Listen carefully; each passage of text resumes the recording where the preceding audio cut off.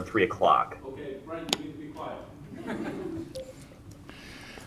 All right, I will convene the special meeting of the Board of Commissioners for Wednesday, May the 18th, 2022 at 8 a.m.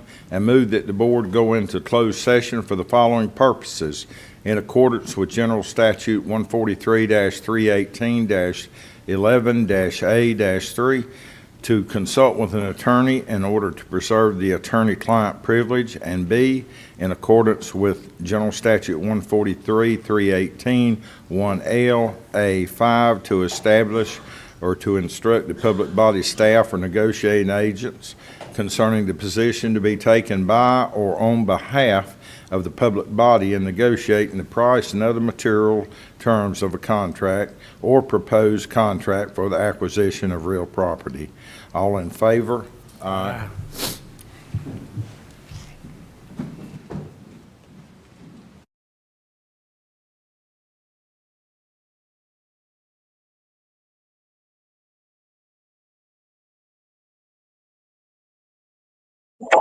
Yeah, I apologize for before.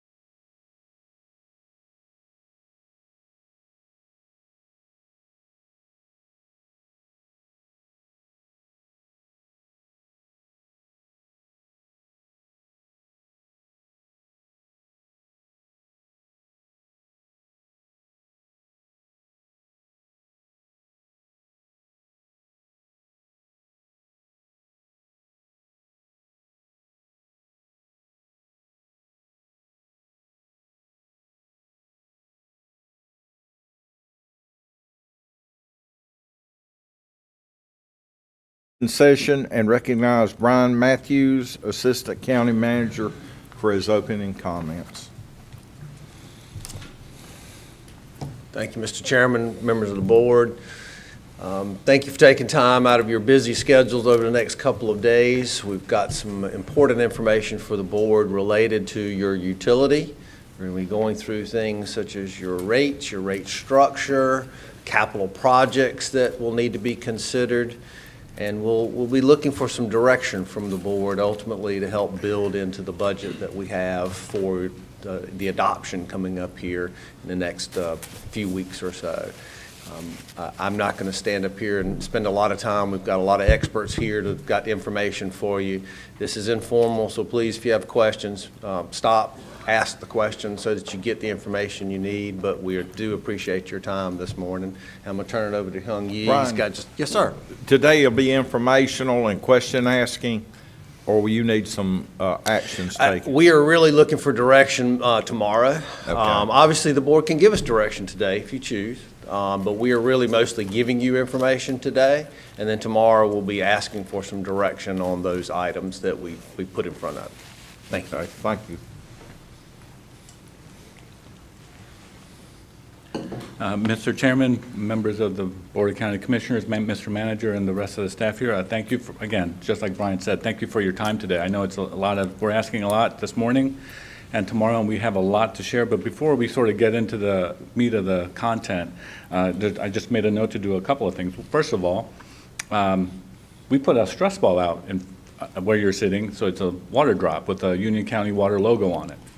We use these at the recruiting session, sort of the recruiting event that Human Resources held at the farmers market last week, and we had some left over, so we just thought we'd hand them out to everyone, because some of the numbers you might see today and tomorrow might be stress-inducing.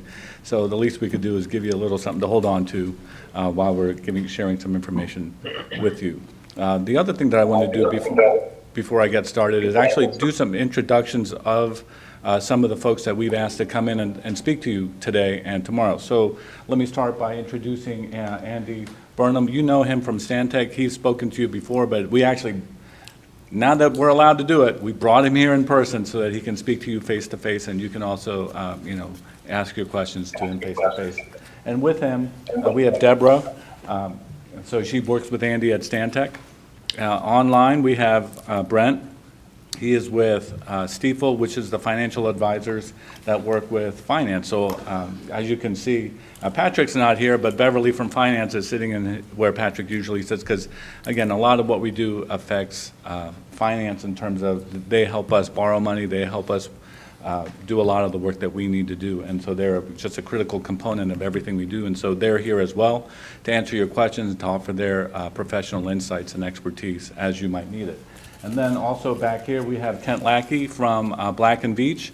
He's one of the engineering firms that we work with to do a lot of the consulting, the design, the engineering, the analysis of our projects, capital projects, as we may need. And so he's going to present to you, so I call it a deep dive, or just the analysis surrounding what it might cost to build a new wastewater treatment plant on the north part of the county. So he's here to provide that to you.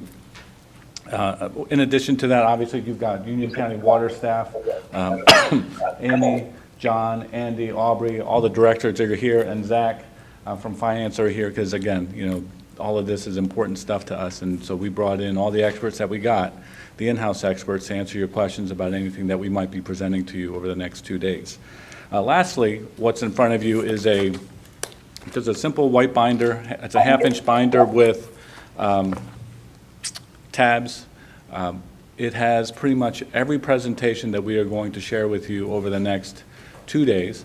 And so we just thought this was an easy way to just keep it all together in one spot so that you wouldn't have to be thrashing around between different stapled PowerPoints. So we tried to keep it organized as much as possible. And if you have any questions about any of the materials along the way, please feel free to ask.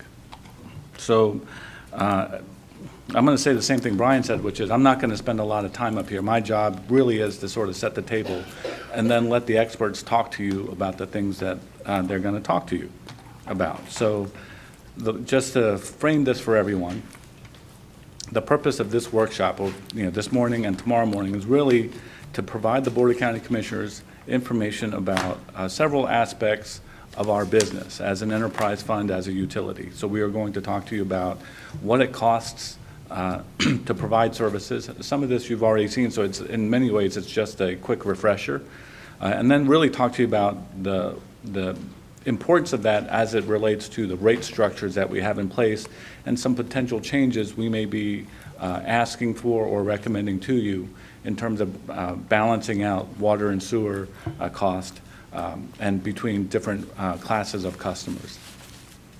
So that'll be first, and Andy Burnham will do that for you.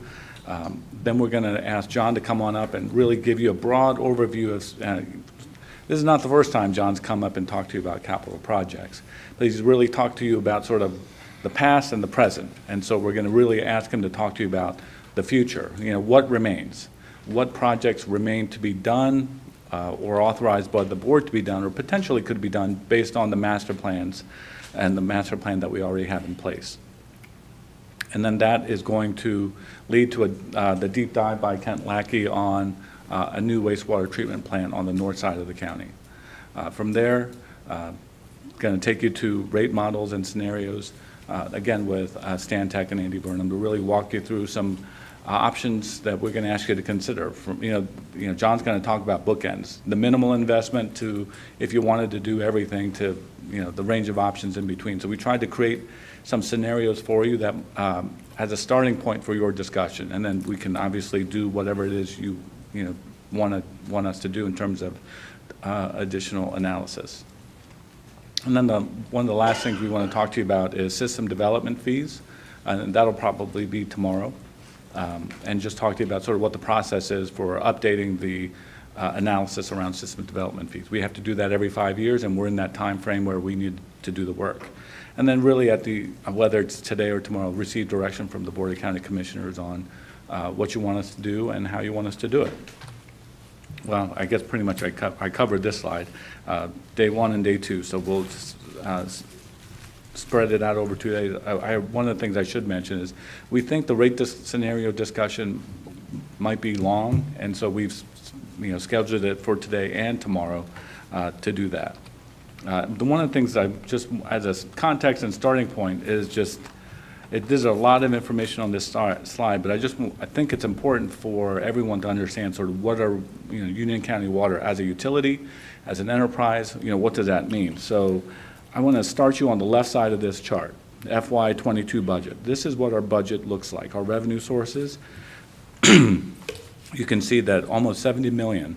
The overwhelming majority of our revenue comes from our customers. They use water, they use sewer, and they pay us for that privilege. And so the service charges, we get some from miscellaneous fees and charges for when we charge to install a water tap, when we do other things.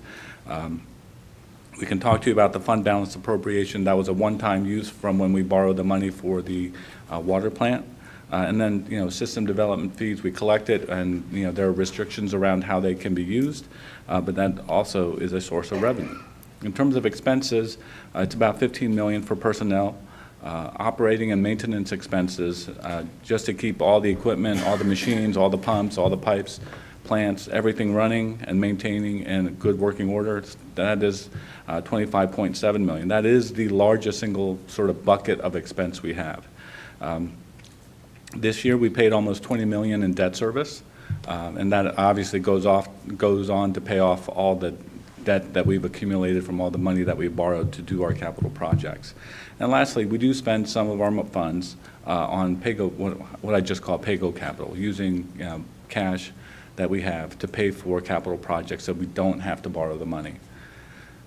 Some of the things that we are dealing with as a utility, the county is dealing with as a government, as an organization, and it's stuff that you've read about in the papers. Inflation is hitting us hard. Fuel prices, electricity prices, other things. The cost to us, so when we send sewer to Charlotte, our costs are going up. When we buy water from Catawba, the costs go up, it's only going up 2 cents, but it's 2 cents per 1,000 gallons, and we take millions of gallons of water. So even our costs to produce and then to take water are going up. Obviously, things that the county is dealing with, like health insurance, those kinds of costs also hit us, and they go up as well. And frankly, just, it's that last arrow at the bottom, the cost of doing business. If we did nothing different, if we did nothing more than what we did in 2022, it will cost us more, I guess that's the best way to put it, to do the same thing we are doing right now next year, simply because of all the cost increases that we are facing, that the organization is facing, that basically every business in America is facing. But in addition to that, we have some things that we need to do. The manager and the budget folks have talked to you about it. We have a water plant that's going to be coming online next year. We got to start planning for the staffing of that and the commissioning of that water plant. It will cost us next year about $2 million. It's in staffing and equipment and chemicals and cost, utilities, electricity. Water plants are energy intensive. To operate and run that plant next year. Those costs are only going to go up. As you can see, we have other initiatives, but it is tiny and minuscule compared to what we're dealing with. I think somewhere along the line it will probably be mentioned that we haven't had a rate increase since the 215.5s were implemented. So we've gone about 15, 16 months right now with a 0% rate increase.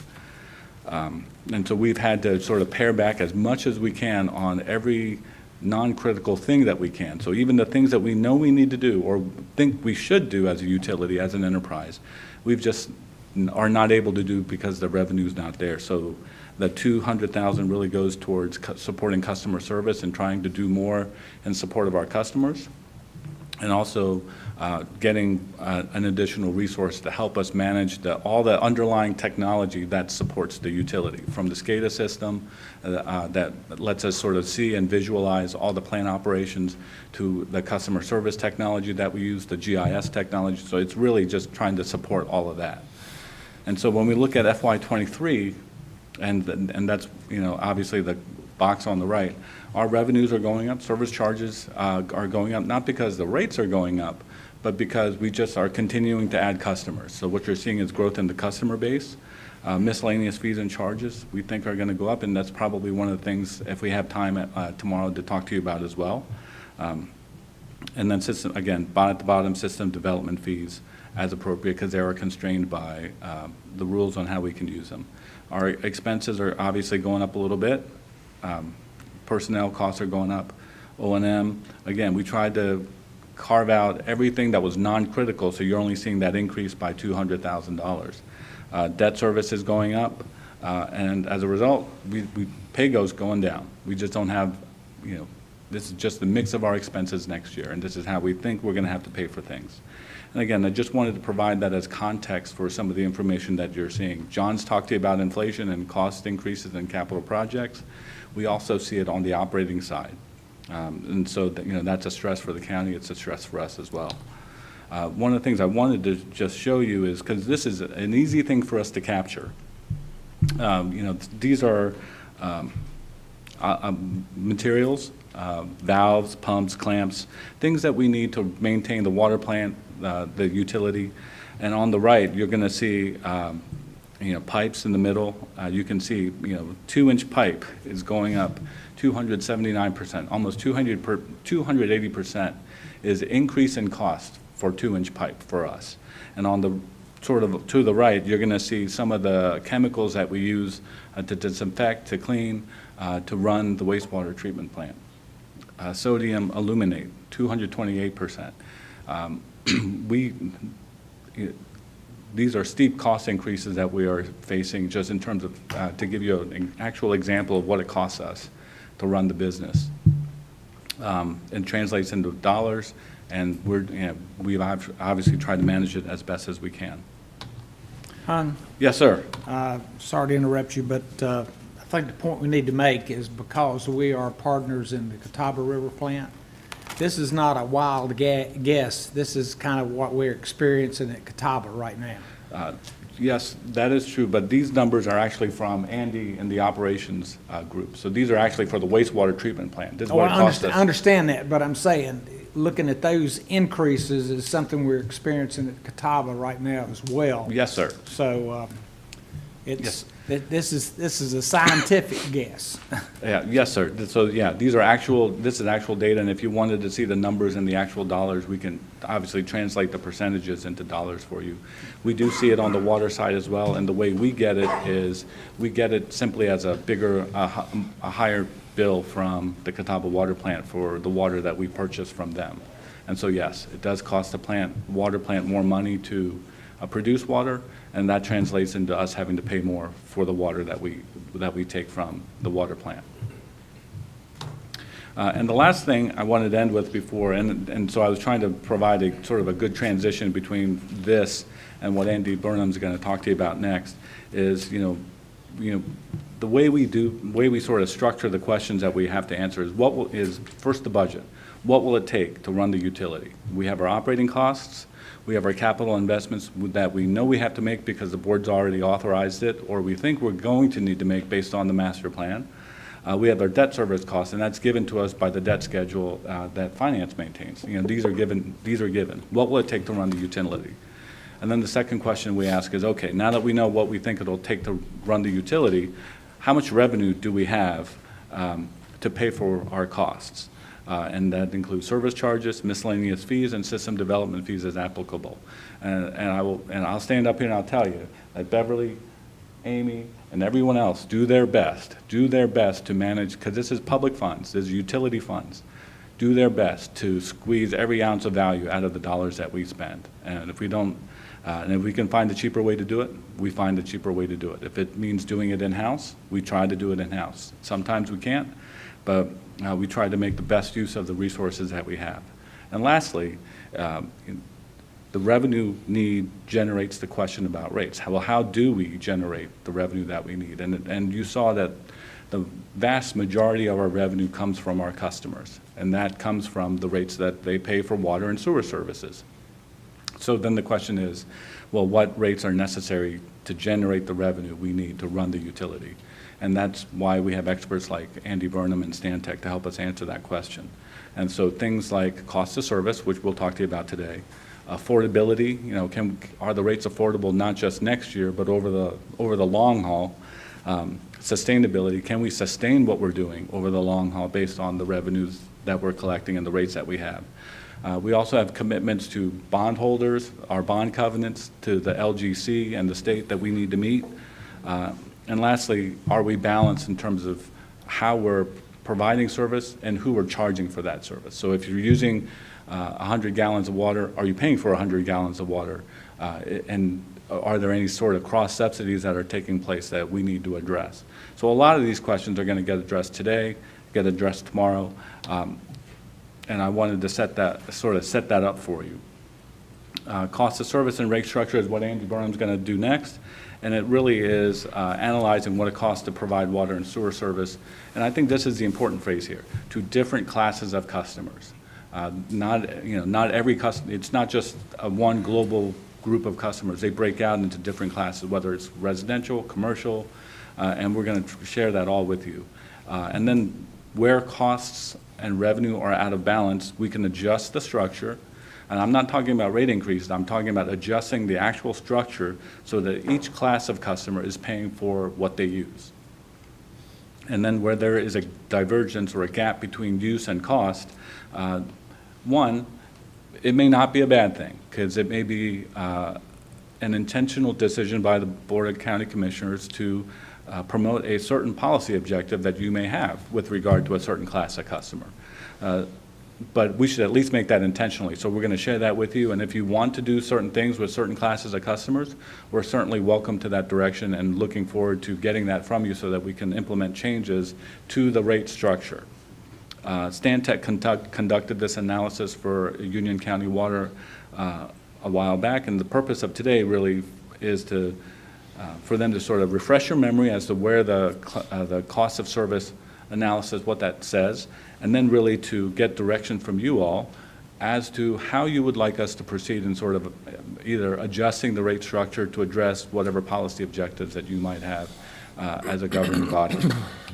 So with that, if there are no questions about what I just shared with you, I'm going to ask Andy Burnham to come on up and talk to you about. Hung, I do have a comment. Yes, sir. I want I want to call on you. First, I want to draw the board's attention to the pipe back in the left side of the gallery.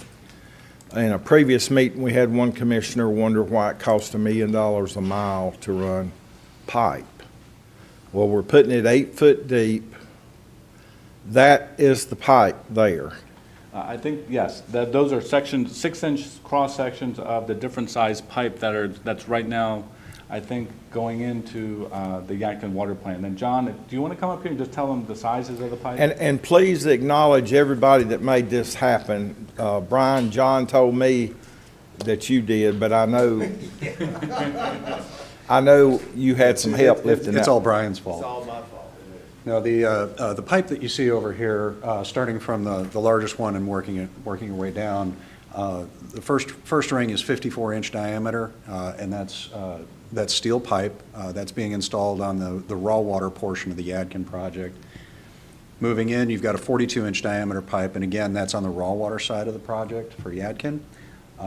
Then next one down is 36-inch, and that's ductile iron pipe. That's being installed on the finished water side of the project. That's the transmission main that leaves the plant and brings the water to the distribution system. And then finally, you've got a 30-inch section there, and that's piping that's actually on the water treatment plant site. So it's the piping that moves water from the treatment train to finished water storage, et cetera. Well, thank you. And everybody in Public Works that made that happen, I appreciate it. I learned when I taught that sometimes a visual is better than a week of book work and writing. And I did a quick math on that largest pipe. That's $189 a foot. That is to clear the land, dig the hole, put it in, seal it, weld it, cover it back up with non-intrusive fill material, and sow grass. So I think the $1 million is really, it would be a lot more now. Yes, sir, it would. But thank you for doing that, because it serves a bigger purpose than you may realize. Well, I offered to get pictures because those are obviously a lot lighter. Brian told you what. But, you know, moving that around, we've got it on a furniture dolly, so it's pretty easy to move it around the building. If you want to take it to other places, it's a little bit more challenging. Well, I think it's very good. Well, you're very welcome. Thank you. Too bad Patrick wasn't here. He could have moved it by himself. But Mr. Chairman, yes, sir. is that large pipe, we bought pipe a year early because we were aware of price increases. Is that the pipe we bought? Yes, so if you recall, I had given a presentation on the Yadkin project back in April or March. And we talked about what the cost of pipe was at the time we accepted the GMP with the design build teams versus what it would be today. And that pipe today would represent, would have about a 30 to 40% increase in the cost of just the pipe, not the cost to install, but just the material cost. So we talked about it in terms of that. So that was a good move we made. Making decisions early is always a good thing. Projects and materials don't get cheaper over time. Our FERC permit was not approved, but it was belief in your department that you had crossed all the T's and dotted all the I's, and that grace would prevail, and it did. Yes, it did. The stars aligned on that one. If I recall the dates correctly, we had a meeting on July 13th, and I believe that very day we received the approved FERC order as we were getting ready to make that presentation to you on accepting those contracts with. And that saved over $1 million itself, ordering that pipe. Yes, it did. Okay, well, Andy, if you want to come on up, I've set it up for you. Excellent. Thank you, Hung. Good morning, Chairman and Commissioners. Andy Burnham with Stantec. It's good to see you all in person this time. With me today is Deb Kleckner. So she'll be also at the podium a bit today and tomorrow as we go through some of the rate scenarios and the options. As Hung mentioned, first what I wanted to do is go a bit back through the cost of service analysis that we did and highlight a couple of findings from that to present some concepts and potential ideas for policy direction from you that could instill some changes in the rate structure that may have a revenue impact that could then be factored into the rate scenario analysis. So that's why we're actually going to be leading with this part of the discussion today. I just introduced Deb and myself, but within Stantec, we are a part of our management consulting and financial services group that we really focus on utility rate studies throughout North America. So in North Carolina, it's well over 20 now that we work with in different utility systems. Throughout the country, it's over 400, so represents about 30% of the population now. So we just continue to work with more and more communities and really focus on water resources, rate making, financial planning, and cost of service. So this is very much something near and dear to our heart. We're happy to bring a lot of that expertise from different parts of the country, different parts of the state, to bear here in Union County to help you address your specific challenges with some of the best practices that are out there in the industry in mind. So we'll have a few different sections, as Hung mentioned, throughout the discussion of the workshops over the next couple of days. First, as I mentioned, we want to go over the cost of service and rate structures here, and I've just got about 10 slides on that, and then we'll go over the rate model and scenarios, and that'll be a little bit more in depth, as Hung mentioned. And then likely tomorrow, we want to talk a little bit about system development fees, the current status of the enabling and authorizing legislation on those, and the update process and things that we need to keep in mind as we move into that process, because we are at that 5-year cycle. So on the cost of service results, as Hung mentioned, we performed a detailed, quote, by-the-book analysis of your costs for both water and wastewater a couple of years ago. And that process really involves using methodologies to identify what parts of service are your costs for. Is it for supplying the water and treating it? Is it for the major transmission lines, such as what we're talking about here? Is it distribution assets? Or is it customer-related functions associated with meters and customer service and billing? Because we want to make sure we understand what the cost is for each of those functions so that we can then make sure they're allocated proportionally to customers based upon how they contribute to those types of costs. And so we don't have perfect knowledge of customer demand habits by the exact customer or a household on a daily or hourly basis. But there's well-accepted practices and methods that we can use to estimate those from your billing records that we do have available to get as close a representation or estimation of those demands as we can with the information that we have available. And so when we did this study, it was a couple years ago, we looked at your fiscal year 20 cost, and we looked at your most recent customer billing records and information available at that time, which was from fiscal year 19. And the whole goal of that process was really to have a good understanding of what the cost of providing service was to each of the different types of customer classifications or groups, so that we could make sure that we were generating revenue from our rates consistent with the cost of providing service to each of those groups. And so for the water system, that distribution of cost by function really revolved into the 4 categories I just mentioned: supplying the water, treating the water, transmission and distribution of the water, and then ultimately costs associated with billing, meter reading, and providing customer service. And each of those different components are really intended to meet different portions of our customers' demands or service characteristics. Source of supply, we have to have enough supply to meet our customers' total demands. And so that's allocated based on total demands or average day demands by customer group. However, the treatment plant has to not only meet our total demands, but it has to be sized to meet our demands on the maximum day that happens during the year. So those costs are distributed to customers based on average day as well as maximum day demands. In our transmission and distribution system, that has to be sized to meet really the highest instantaneous demand in our system, that highest peak hour accounting for fire flow, coincident water use that all happens at the same time during the same hour on that same day in those summer months. And so that network has to be sized to meet those demands as well as our maximum day and as well as our average day demands. And so they're allocated in proportion to those 3 different demand categories. And costs associated with maintaining the customer relationship, meter reading, customer service, issuing and rendering bills, processing payments, those are generally allocated equally per account. They're not really a function of water use or size of meter. They're more a function of maintaining those account relationships. And so we went through the process of allocating those costs with a good understanding of your customers' demand profiles. And so in your rate structure today, you have residential and non-residential rates for water service. But we wanted to go even a step deeper and look as far as we could in the information that you have in your billing systems about different types of customer classifications. So we worked with your staff to identify, additional types of customers, farms, nurseries. We also looked at institutional accounts within the non-residential category. We really tried to go as far as we could to understand the different types of customer classifications that you're able to identify in your billing system and what their usage characteristics are. And so this chart just shows by month for fiscal year 2019. The 7 represents July, which is the first month of fiscal year 19, through June of the end of fiscal year 19, just showing the monthly demands that you see in your system. And you can see there's some pretty noticeable differences in demands between December and January, where we're under 300 million gallons a day versus, say, June and July, when we're up around about 500 million gallons a day. And that's, again, pretty typical for communities that have seasonal uses that happen during the summer months, typically for outdoor irrigation or other activities that are related.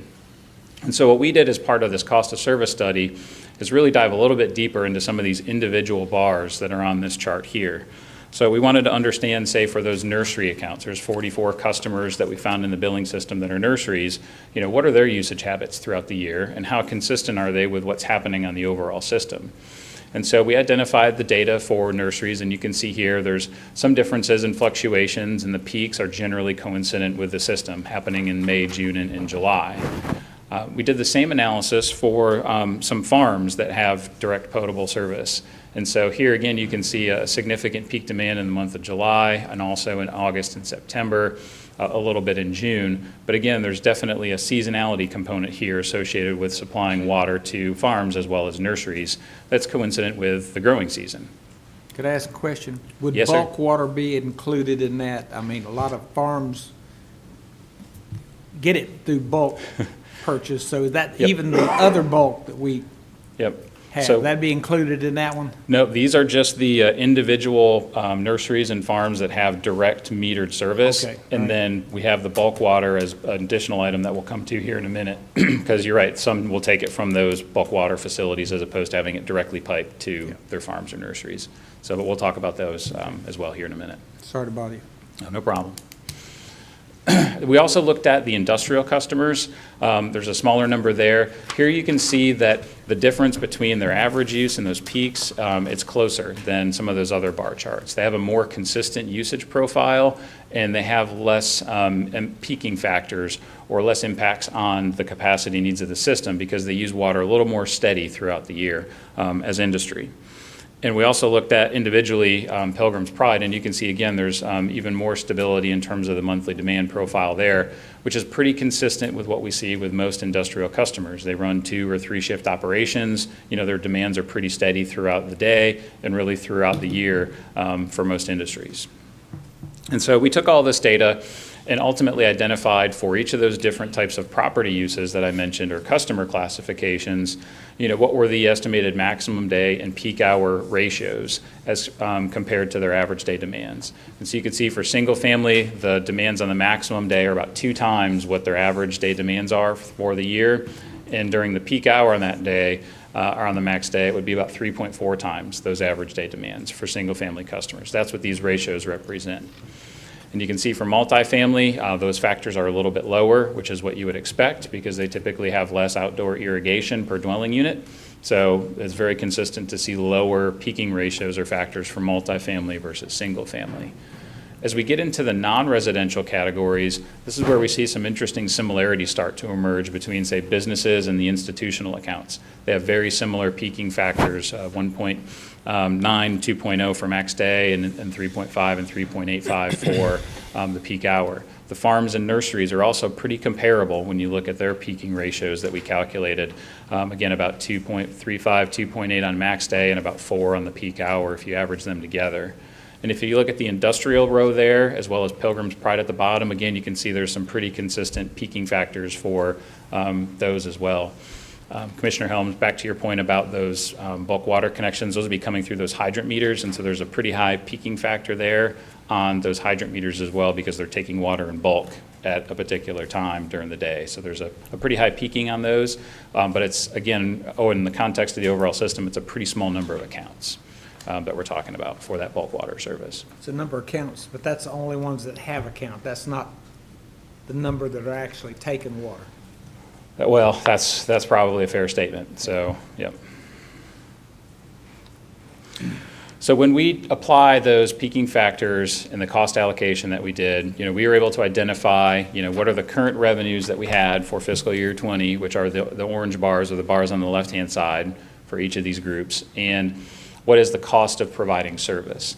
And when we looked at the water system overall, we were, generally observing that the cost of providing service was higher than the revenue, So that means our revenues were short about $4.4 million, and that you'll see on the next chart is coming from the sewer rates. The sewer rates are actually a little higher than the cost of providing service.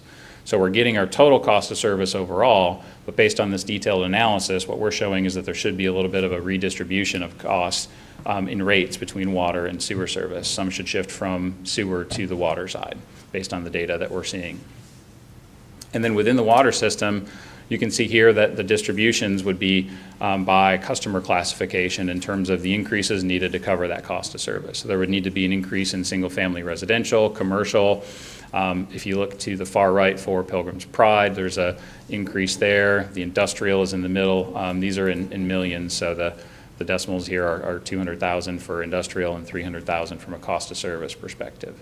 So we were able through this process to get a very good understanding of the cost of providing service, water versus sewer, but then also to each of the different customer classifications.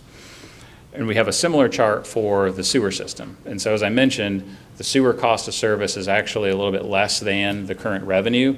So that means that 4.4 million, if we were to shift that to water, then we would shift that away from sewer. So the sewer rates would come down a little bit. And that's evidenced here primarily for single family, where the cost of service is less than the current revenues, and for non-residential, where, again, the cost of service would be less than the current revenues.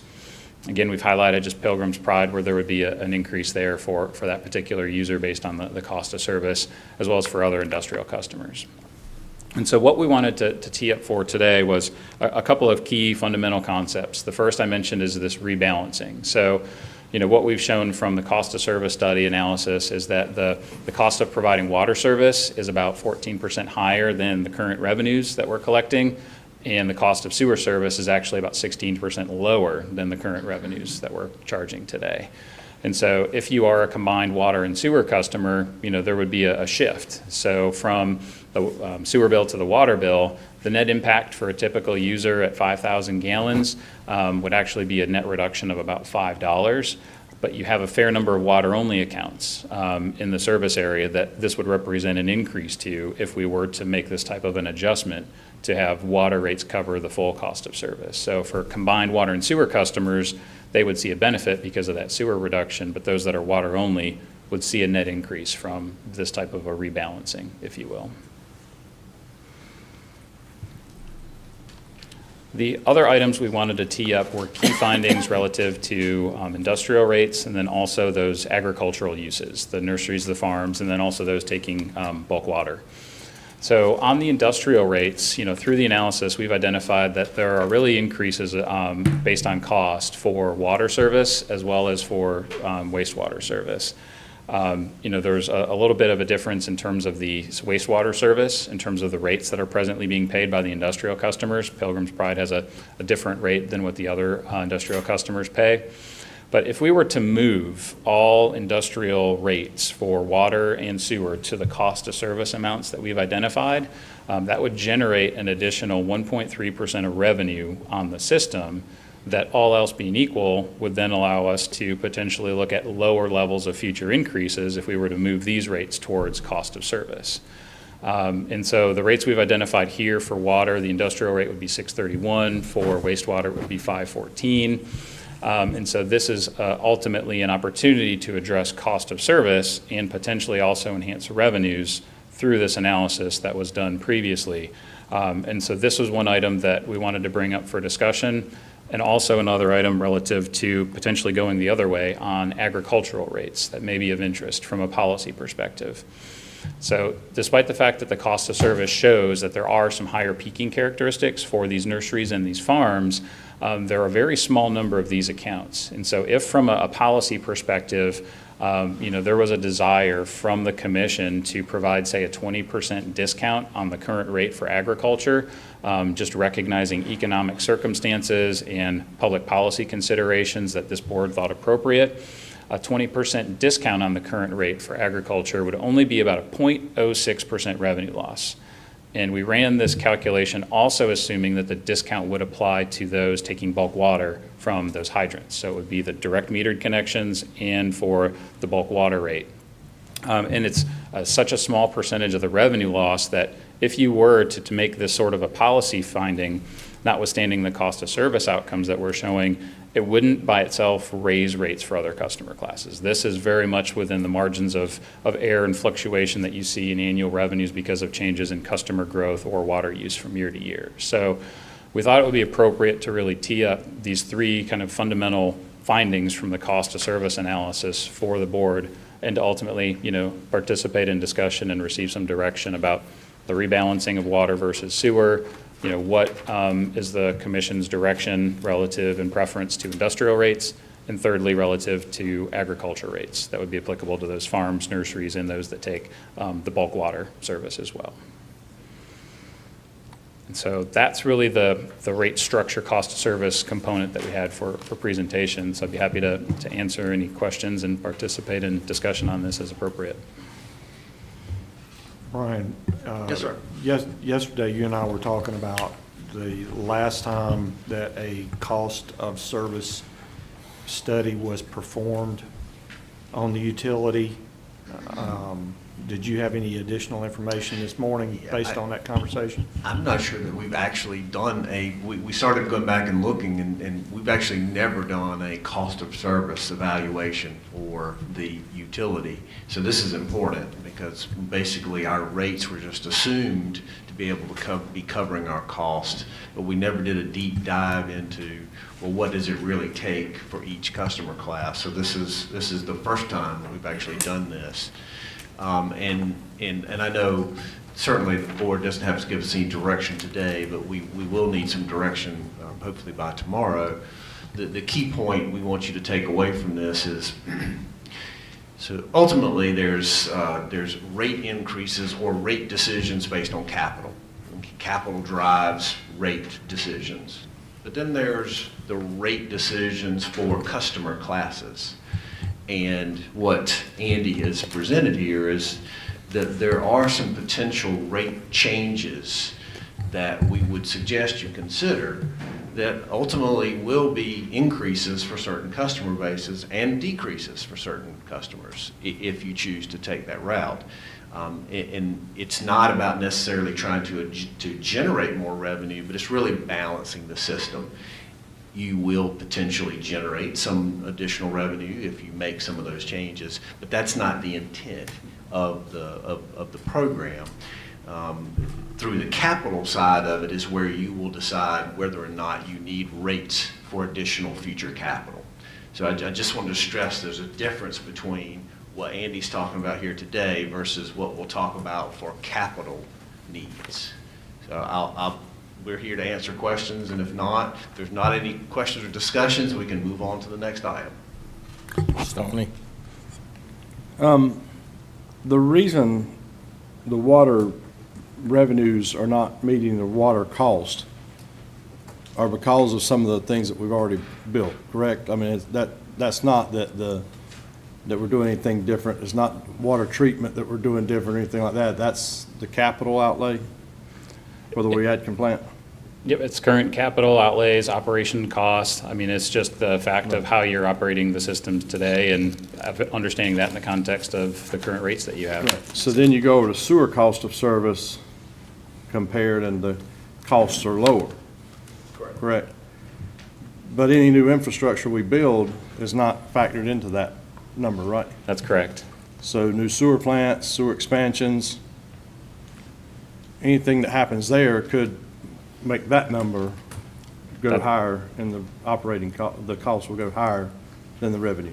Yep, that's a very fair statement, and which is why typically these types of cost of service studies aren't done just one time. They're typically done every 3 to 5 years to take into account those types of changes. So as you were to make changes or decisions to make investments in that infrastructure, and then you start incurring those expenses, that's another good time to take a fresh look at this to see how things have changed. Right. So then you'll be coming back next year saying, if we make decisions based on that, oh, by the way, now we have to raise rates more. Well, this would be not necessarily the raising rates question. It would be how should the rates be distributed between water and sewer? Right, So- but this evening out is because we don't currently have the projects going on right now. Yeah, I think this evening out is really just a reflection of what Brian was saying, in that we haven't found evidence of a prior cost of service study that really took an in-depth look at how our expenses should be distributed between water and sewer. And so we've done that now, and now we understand how they're distributed and how that compares to the rates you've had in place from a number of years. So this is kind of just an observation of what we have today. And then as we move forward in time, that allocation of costs between water and sewer may change depending upon your capital investment decisions. But as customers add on those numbers, you know, you would hope that that water number, the operating cost versus the revenues would go down. That's another great point, is that as customer growth occurs on the system and maybe you get some of those economies of scale, that could help also address the situation as Right. well. And keep in mind that that's also dependent on, you know, your customer growth versus your system growth. Right. As we grow our system, obviously, our customer growth has to keep up with it, otherwise it gets out of balance. But again, we've talked about balance, and that's another thing we have to consider. And also anything that would impact it, like capacity system development fees. If system development fees would rise, that would have an impact on it as well, right? It does have an impact, as it's an offsetting revenue to that cost of service, so it would have an impact to a degree, yes. Okay, thank you. Commissioner Simpson? My question may have been answered. I guess I was trying to get a better handle on the past performance data versus projected performance data.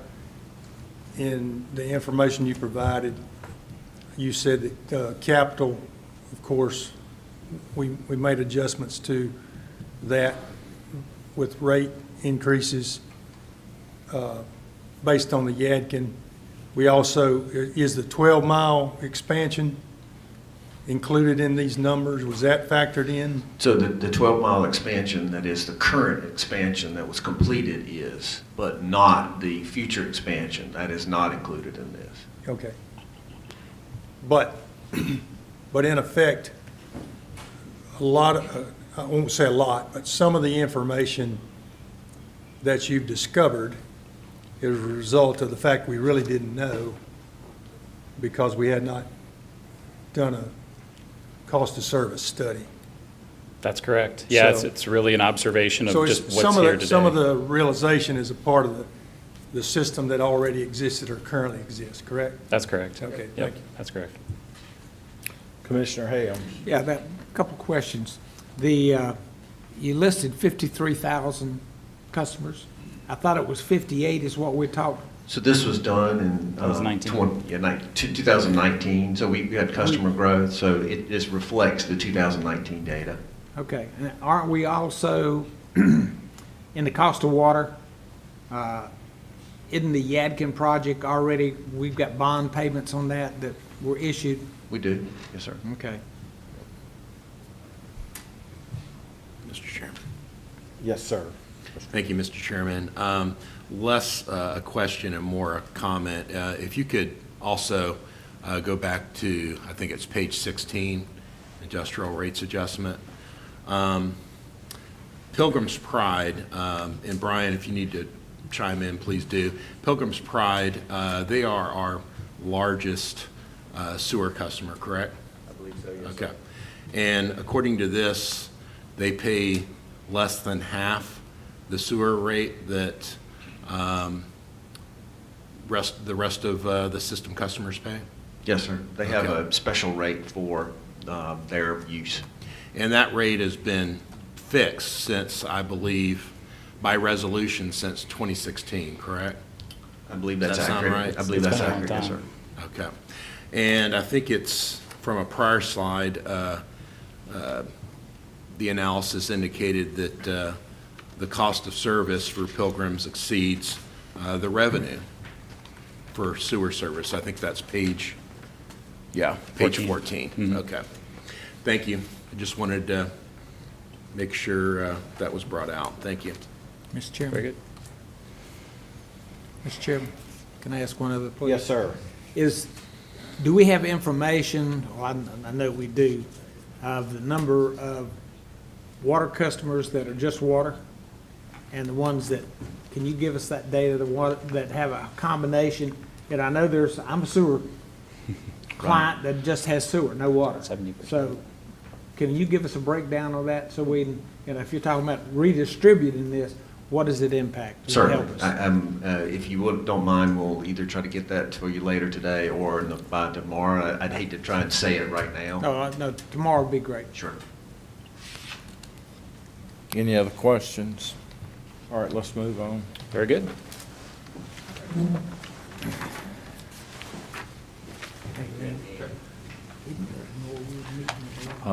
Thank you, Commissioner. So we're going to ask John Shutak to come on up and take you through sort of the, I'll just call it the remaining capital projects that are outstanding from the 2016 master plan, and here he is.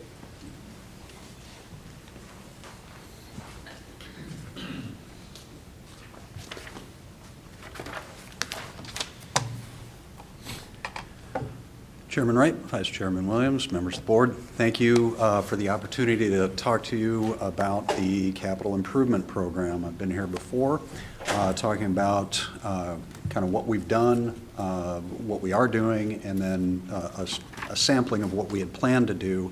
And today's presentation really runs through just a primer on the CIP. So how is it developed, what's in it, and then how we budget for it. As well as talking about the projects that remain from the 2016 master plan in terms of what they're related to, so capacity, conveyance, renewal and replacement, and then I'll close out the presentation today with a discussion of the possibilities. What's the range of options within the capital improvement program? So with that, how's the CIP developed? Well, it's the outcome of a master planning process, and you all are familiar with this. Master plan takes into account things like population projection, levels of service, overall goals for the community, puts those into an alternatives analysis, and out of that meat grinder comes the sausage that is the capital improvement program. So what's in that capital improvement program? Well, really it breaks out into 4 different buckets of related work. Water system, wastewater system, renewal and replacement, and then facilities. So on the water side, you're talking about projects related to treatment, transmission, and distribution. On the wastewater side, you're talking about collection, conveyance, and treatment. And then renewal and replacement projects typically relate to either the water system or the wastewater system. But we also have projects that are technology-based, that span the utility itself as a whole, such as the 2 projects we're working on now, AMI and SCADA. And then the last bucket is facilities. So all utilities have people, equipment, materials, all those things have space needs, so these are planned and programmed within the overall context of the capital improvement program.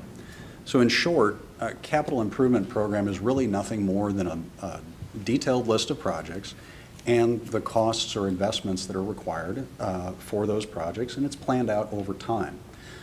As I said, the projects I'll talk about today are predicated on the 2016 master plan, and it's important to understand that the timing of implementation of those projects, as well as the schedule to complete them and the budgets, are based on the best available information at the time. So we've talked about how it's developed, what's in it, so now how do we budget for it?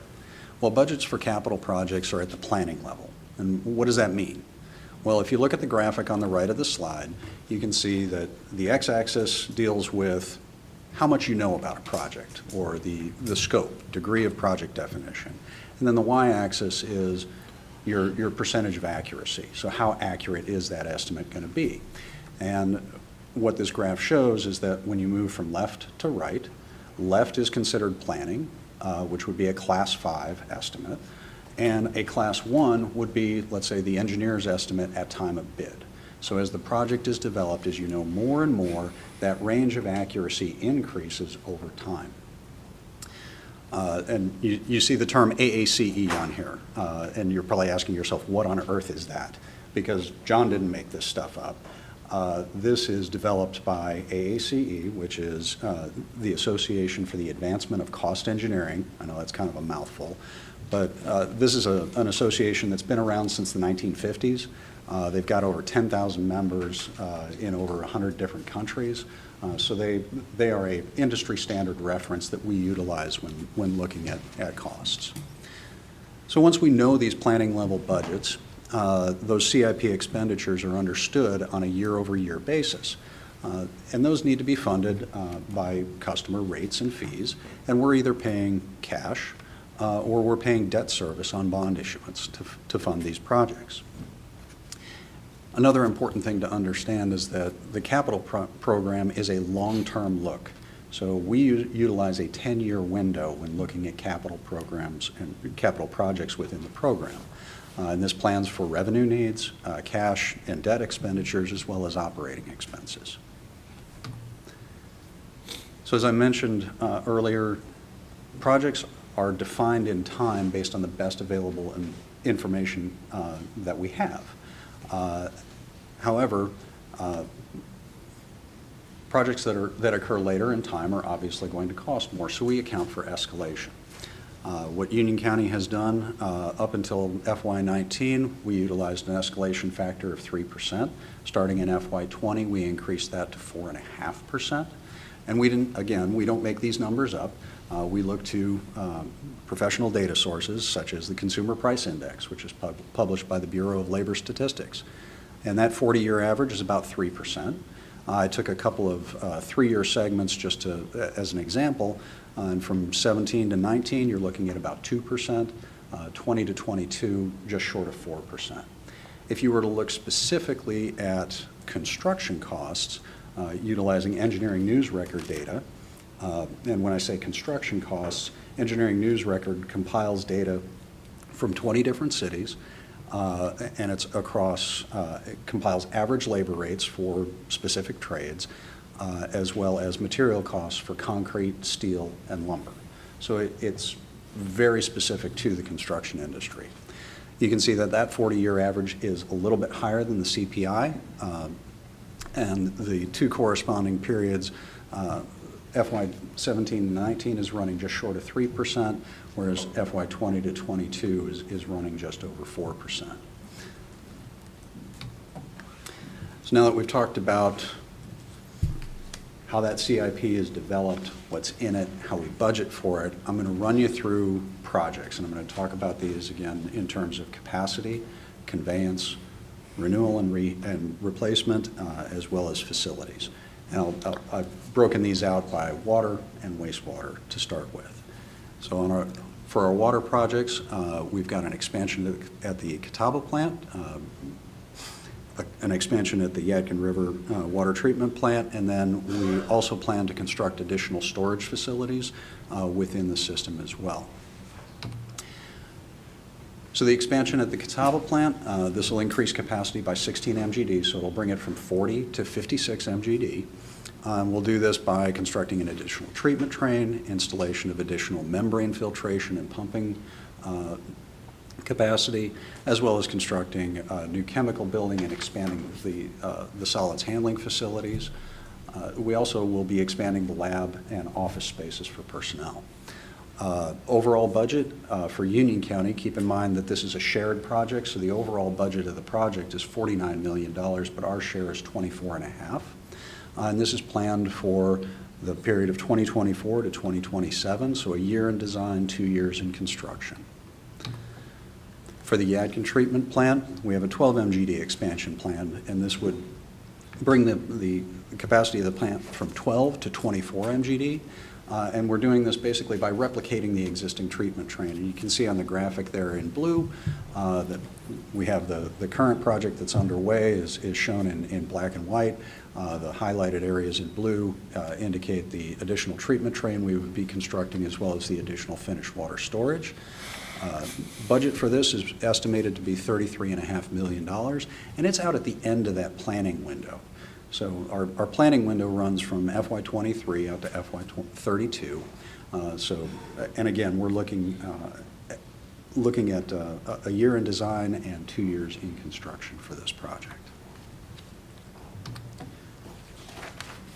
Looking at the elevated storage facilities that are planned to be constructed in the system, we'll start with an additional tank in the 853 South Zone. This is off of Piedmont School Road is where it's expected to be, generally speaking.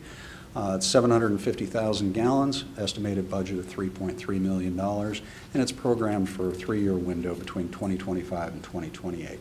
Again, very similar. It's a year in design, 2 years in construction. We're also planning to expand capacity in the 853 West Zone by constructing an additional 2 million gallons of storage in the Indian Trail area.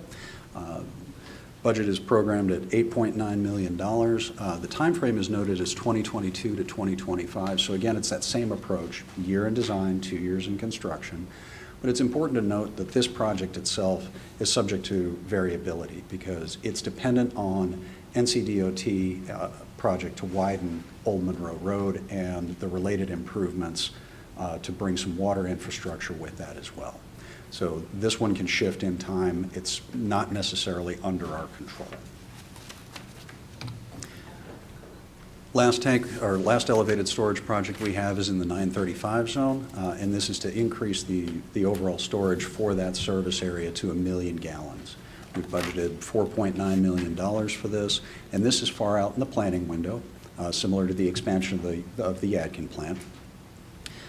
2028 to 2031, and again, it's that approach of a year in design, 2 years in construction. On the conveyance side, talking about transmission and distribution, we have a number of projects in the capital plan, notably the 853 West Zone transmission main improvements, as well as 853 South Zone. We have a transmission main there, improvements to the Highway 75 booster pump station, as well as 2 transmission main projects in the 762 zone, both the 24-inch, which we've talked about before, and the 12-inch. Kind of on the distribution side, we have water line extensions, which is an annual program, as well as the short water line extension program. So in the 853 zone, we have phases 2 through 6. Phase 2 is on Seacrest Shortcut Road. All of these are 16-inch diameter piping. In total, it's 44,000 feet, so I'll preface it with that. Phase 2 is on Seacrest Shortcut Road from Haywood up to Unionville Indian Trail Road. That is presently completing design, expected to bid later this summer, with construction complete in 2023. Phase 3 is on Waxhaw Indian Trail Road. It runs from Potter Pleasant Plains up to Old Monroe Road. And this is just at the start of design, so we expect it to go out to bid excuse me, in 2023 with a 2-year time frame for construction, completing roughly in 2025. Phase 4 is that gold piece on Old Monroe Road, and this is tied to the NCDOT project, so it's a betterment. Currently planned between 2022 and 2025, but again, subject to DOT's ultimate construction time frame. Phase 5 and 6 are further out in the planning window, so 2028 to 2032. Phase 5 is tied to the NCDOT continuation of widening Old Monroe Road or Old Charlotte Highway. And then the last piece, generally from Airport Road down to Rocky River Road, would be at Union County's discretion to complete, but obviously tied to that intermediate leg with the DOT project. Overall investment of $39.9 million is estimated. Oops. Next, we have the transmission main in the 853 South Zone. This is roughly 7.5 miles of pipe, 16-inch diameter piping, as you can see, connecting that 853 zone tank with the existing Austin Road tank.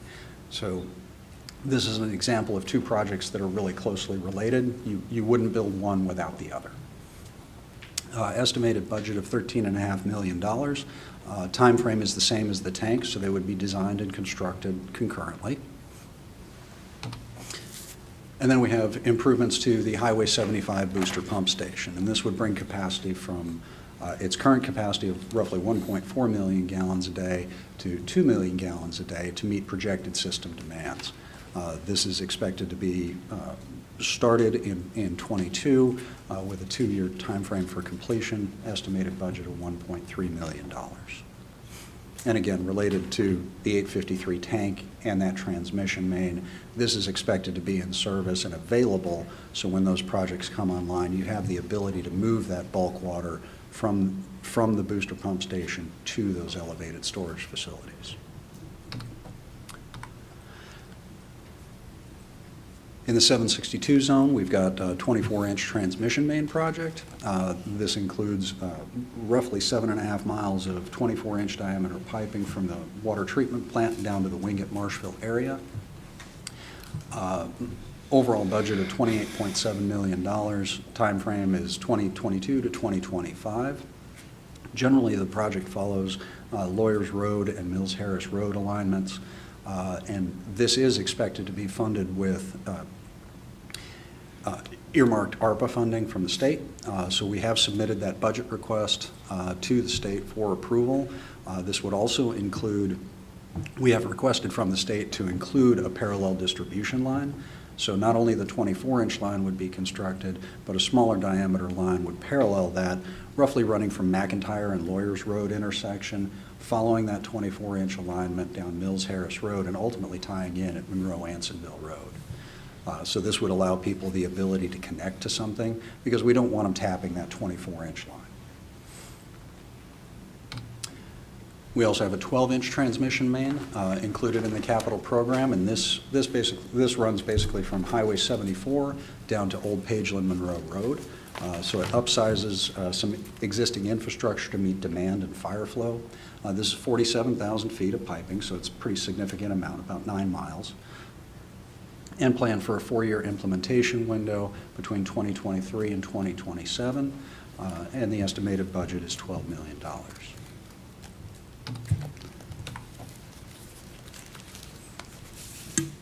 On the distribution side, we've talked about extending our water system, and this is really related to water transmission main extensions, an annual program funded at $5 million a year.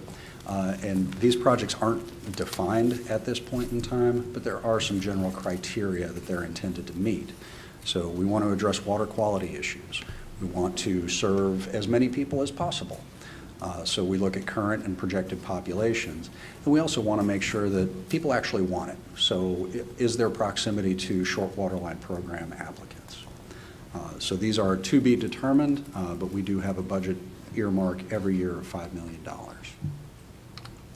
And then the short line program. And you all are very familiar with this. It's an open application process for the county to fund an extension to serve existing residents. Those applications are based on board-approved criteria. We don't have a backlog, so people apply. Their project's either approved or not. If it's not, they apply the following year. And we program a budget for this, $5 million every year. When will this period open? For this year, we're looking at August. So we're a little bit off from what we had expected just due to the delays. Will you give them some communications, give them some forewarning of the application period? Yes. Similar to what we did for the first year, there will be a significant communication effort, direct mailers, radio, et cetera, to get, or to prompt community interest in it. So that's what we have for water, both on the capacity and conveyance side. So we'll talk about wastewater projects that are in the capital plan in terms of, in the same terms, capacity and conveyance.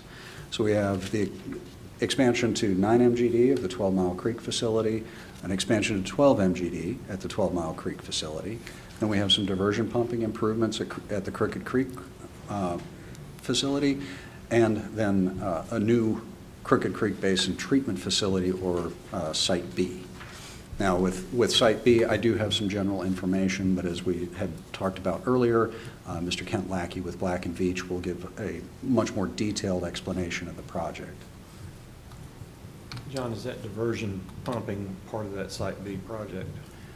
It is tied at the hip. Okay. So, and I'll cover that briefly. Okay.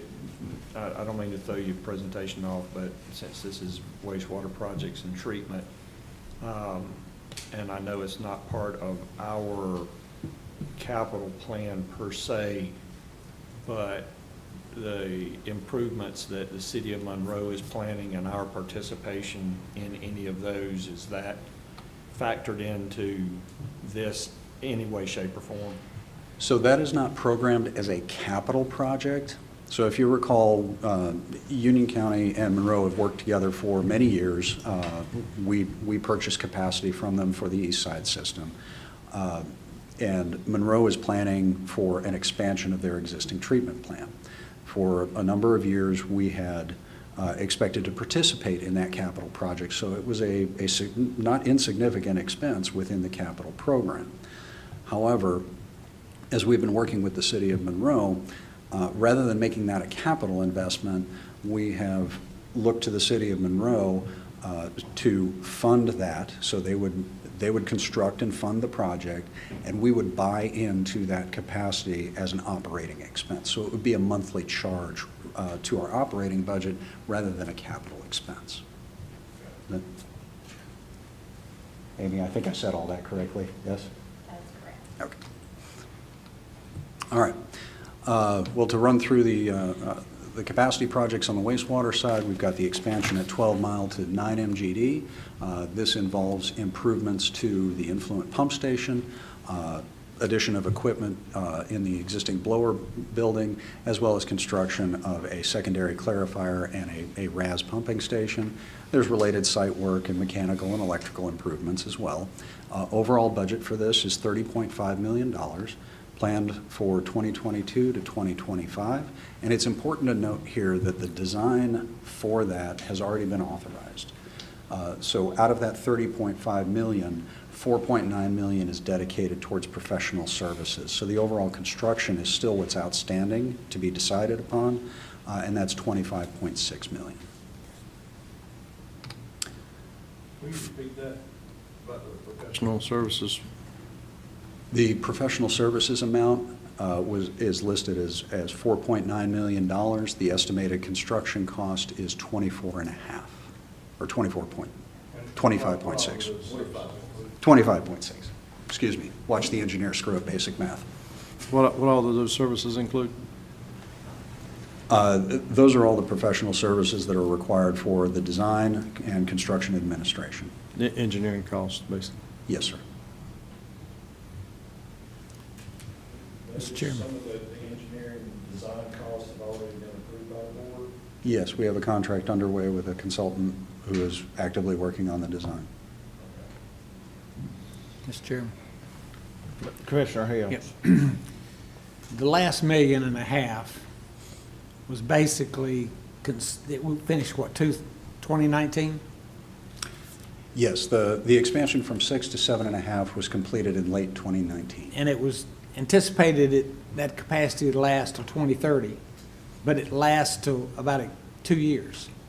Is there any look at when this capacity is added, how long it will last us? I do not have numbers like that available to me No, I'm right just- now. But So, I'll let Mr. good- Matthews speak to that. It's a good question, Commissioner Helms. Obviously, at this point in time, we don't have a crystal ball, but based on the number of projects that are currently going through the process, if you were to expand from 7.5 to 9 million gallons, and this is a rough estimate, we probably get about 3 years out of that. That's our, at this current rate. Now, understand, not all projects will come to fruition. So even though we see it, doesn't mean it'll actually go through when we're talking about these development projects. But if they were all to go through and we would continue at the pace that we're at, we'd say about 3 more years before you would consume the expansion from 7.5 to 9 million gallons. Okay, thank you.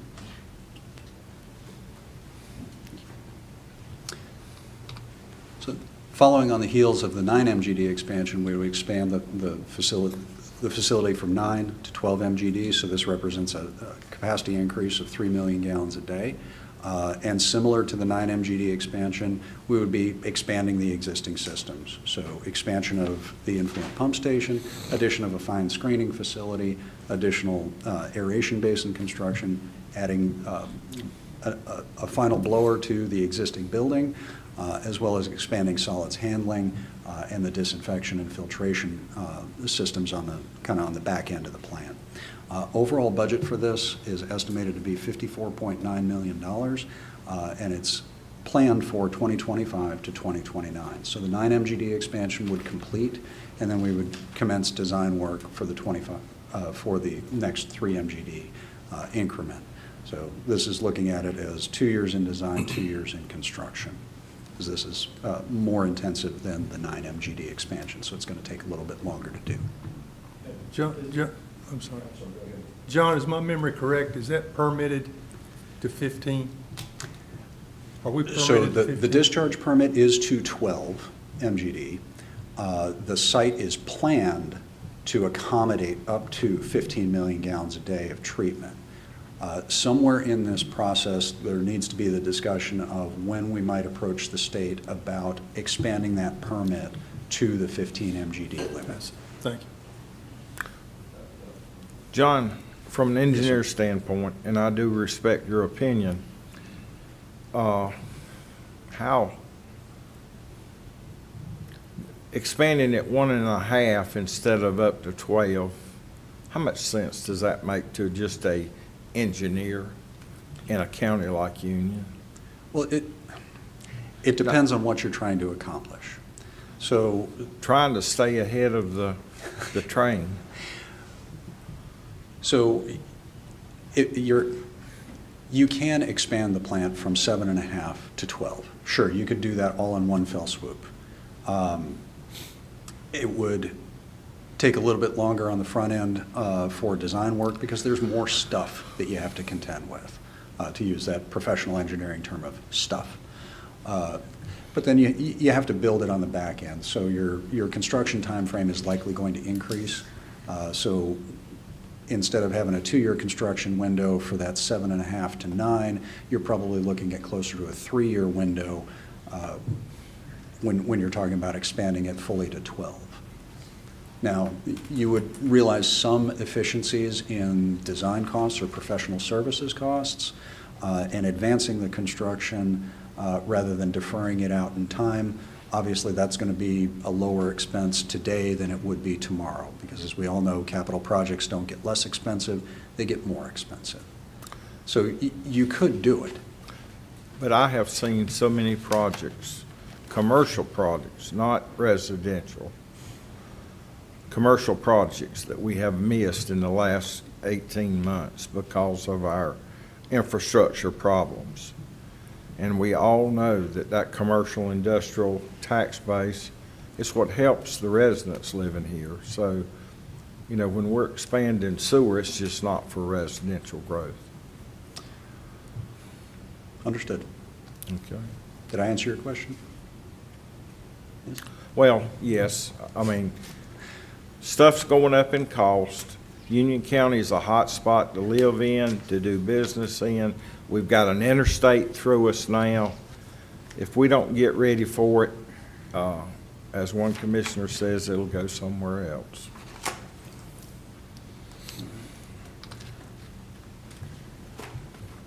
So continuing on the capacity projects, getting away from the 12-mile facility, we do have some diversion pumping improvements planned for the Crooked Creek plant.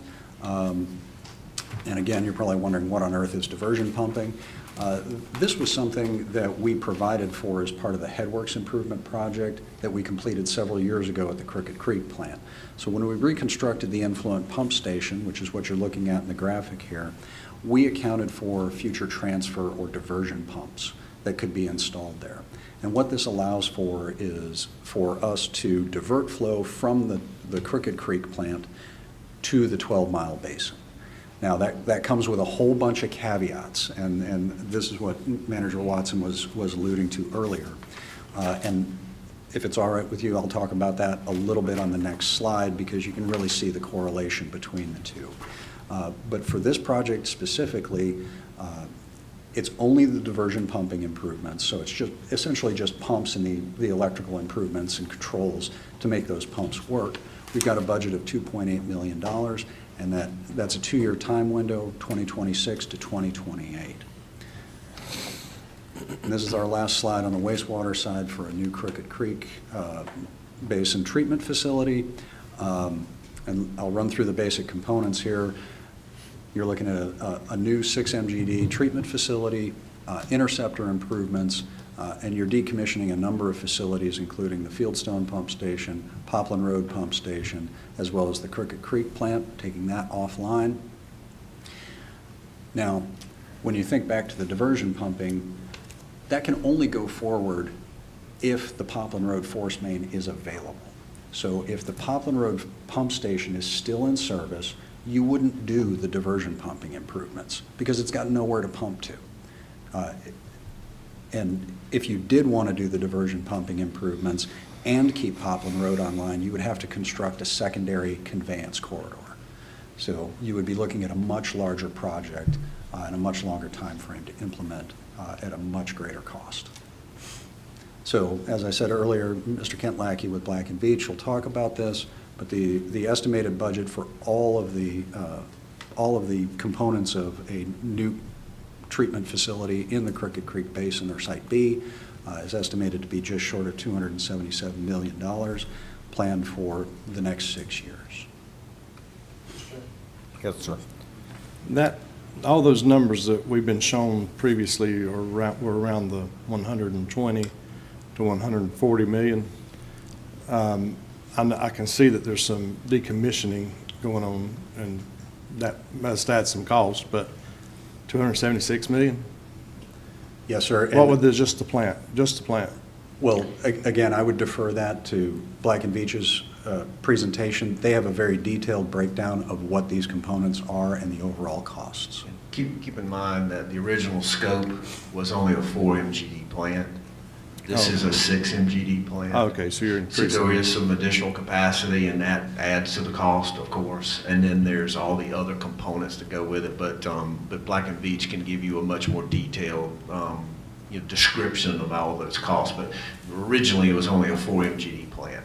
Okay, thank you. One factor I think that, John pointed out that really, I think, needs to be emphasized is there are a number of facilities that are coming offline. Those current facilities are expensive to operate. The Poplar Road pump stations, y'all been out there, you've seen them. They're huge pumps, eat up a lot of electricity, maintenance, et cetera. And the same thing with the Crooked Creek, the current Crooked Creek plant. So the Fieldstone pump station and force main also comes offline. So there are a number of components there that generate expense today that will not generate expense in the future.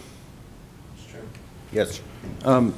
If you don't have those numbers available today for the power cost on just those, would you bring those in with you tomorrow?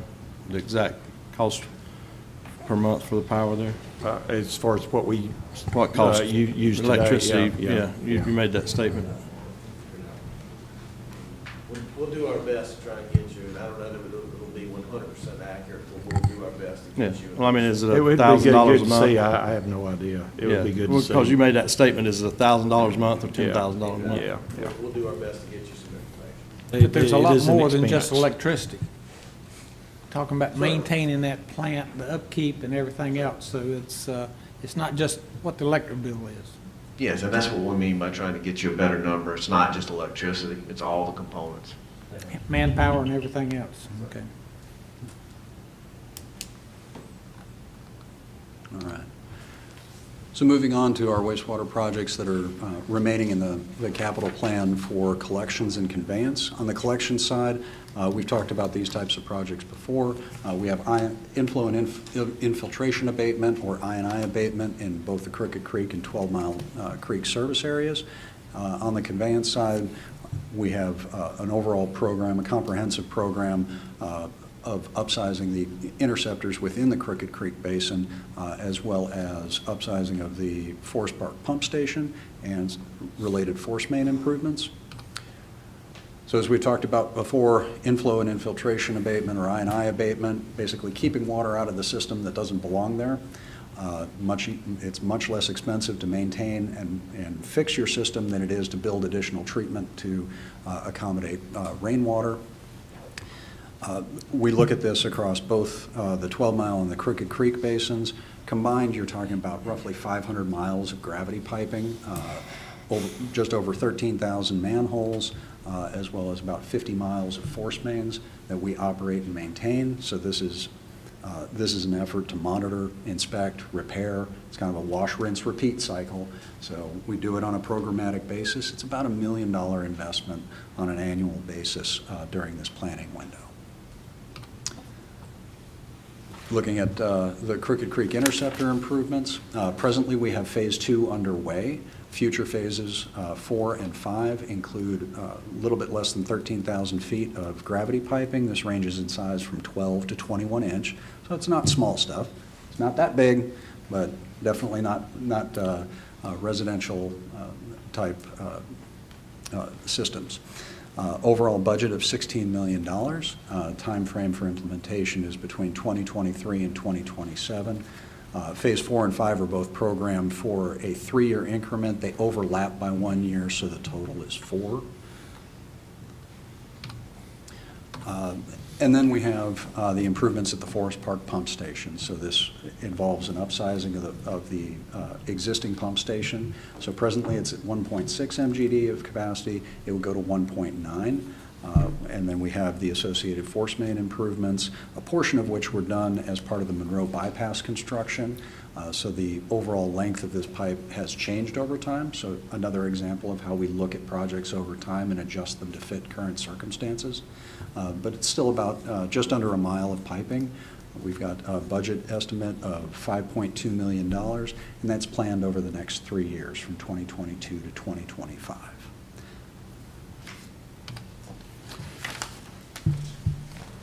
So if you recall the 4 buckets I brought up at the beginning of the presentation, we have water, wastewater, and now renewal and replacement, or rehab and replacement. So just as a refresher, why do we do this? Rehab and replacement is nothing more than assessing, planning, and implementing improvements or maintenance activities so that we're achieving the highest level of service and efficiency at the lowest overall life cycle cost.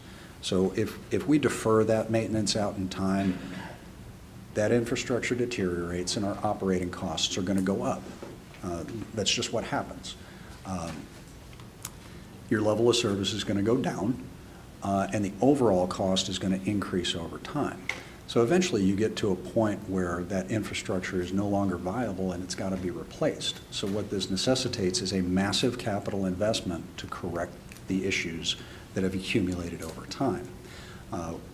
The overall effect of this is that you have significant effects on your ability for the system to grow and operate efficiently, and it impacts your financial stability because that massive investment in capital to repair the system results in a big spike in rates, which is not what you want. It's unpleasant for everybody.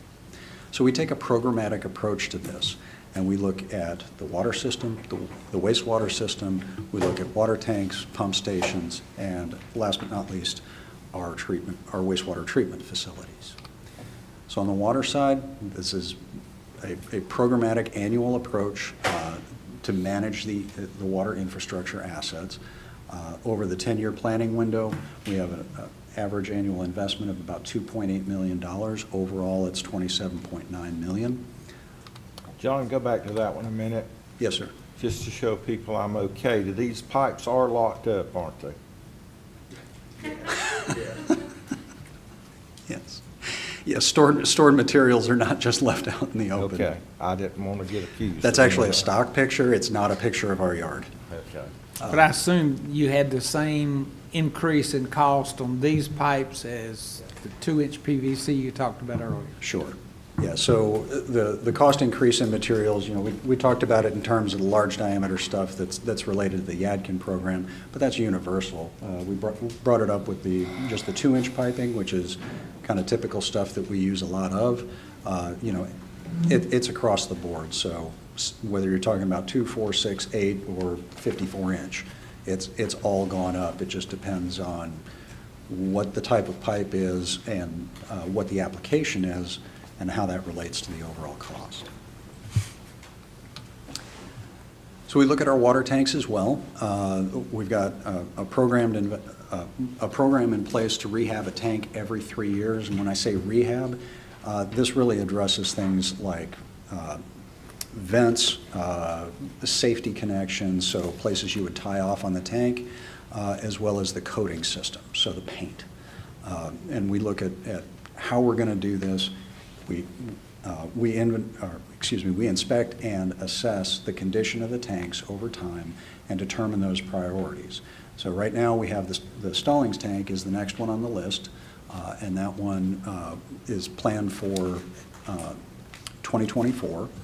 The next two tanks in 27 and 30 we haven't established yet because we need to go through that inspection and assessment process once we complete the Stallings tank to determine what those next two will be. John, another thing, I believe in the first gentleman's production, he talked about fire call from the tanks. Mm-hmm. Just a little bit of history. When the Minetta Mills burned down over here, I know the mayor of the Monroe at that time, Bobby Kilgore, told me they almost emptied all their overhead tanks. And if they had done that, they would have pretty much had to let it burn then. So you don't think about tanks, you think about tanks just as water pressure problem solvers, but they're also an emergency factor when you have a large fire. That is correct. Which is, if you go back to what I talked about earlier, we have additional system storage planned, and that's why as those demands increase, those fire flow demands increase as well, so you have to account for that. Looking at our R&R program for wastewater, this is very similar to what we do on the water side. It's just wastewater infrastructure that we're focused on instead. We've got an investment of $37.2 million over the planning window, and you'll note that this is significantly higher than what we had planned for water. And there's a very good reason for this, and that's what these two graphics show.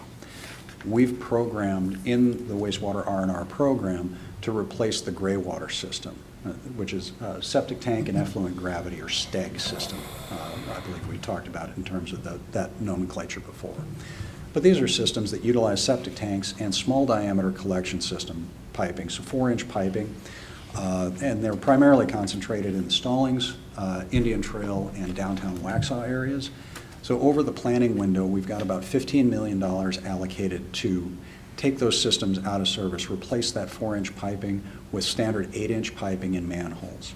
So the system will operate as just like the rest of our system. Yes, Commissioner? I'm one ahead of myself. Okay. The remaining amount is roughly $22 million, so that's about little over $2 million investment in just R&R activities on the wastewater side.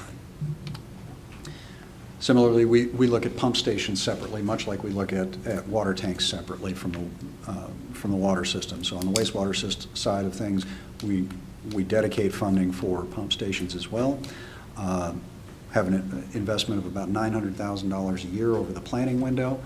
And what this involves is studying our various pump stations, doing an assessment of them, and determining which ones need to be replaced, and then prioritizing those over time. What you see here in the graphics is just a street shot of one of our existing facilities. This is the Green Meadows pump station. And what you're seeing there is you've got the round concrete slab, that's the wet well. The square concrete slab to its left is the valve vault. Against the back of the fence, you can see the gray boxes are the electrical and control. And then on the far right of the picture, you can see the backup generator. The image on the right is just a typical image of what a pump station really is.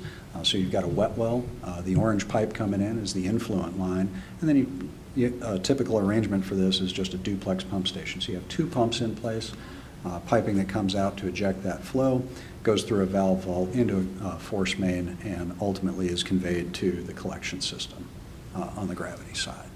John, I believe I was told we still visit these pump stations at least once a week. That's correct. And that's one thing that, when we just changed our policy on pump stations, we're just getting towards a utility-based rationale of what these things cost us over gravity flow. Sure. Gravity always works. Electricity costs money. Right.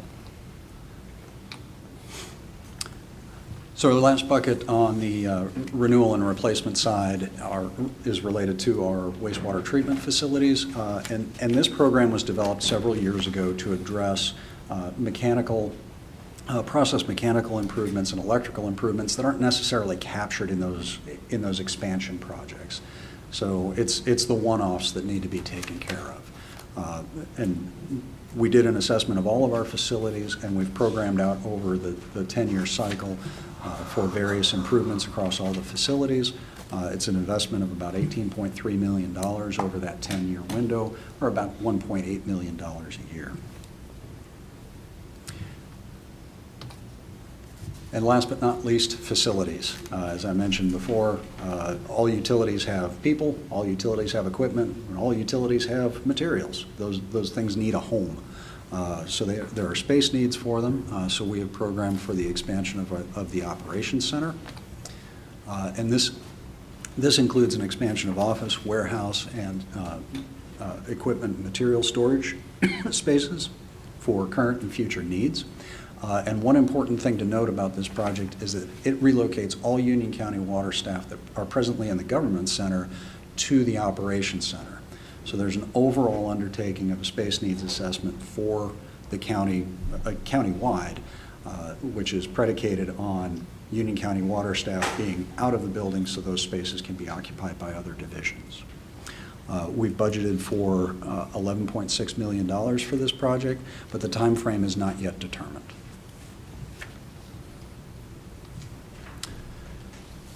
So that brings me to the end of the discussion on projects, and I told you I'd close out the presentation with a discussion on what the possibilities for a capital program are. And really, I like to call these the bookends. So on one end, you've got the minimum investment that's required to maintain that existing infrastructure, so it's your R&R activities and whatever your current commitments are. On the other end of it, you've got everything that was recommended in your master plan. And the possibilities are really everything in between there. The key points to understand about this range, because it really is a very wide range of things that can be done, is that, one, certain projects are intimately connected. So you couldn't do one thing without doing another. You need to understand those relationships. The other thing to understand is that if a project is deferred, if it's not done when it's planned and it's pushed out in time, when that time comes, it will be more expensive. So that choice can be made, but there is a corresponding fiscal impact. John, was the Crooked Creek replacement plant, was it originally in the master plan for 2015? I'm sorry. The expansion or a new plant, was it in there for 2015? Yeah, a new plant in the. It was in the 2016 update to the master plan that it Yes. called for a new sewer plant on the north side of the county. So we had a mayor from Stallings wanting to know why this wasn't done earlier. That's why it was kicked down the road.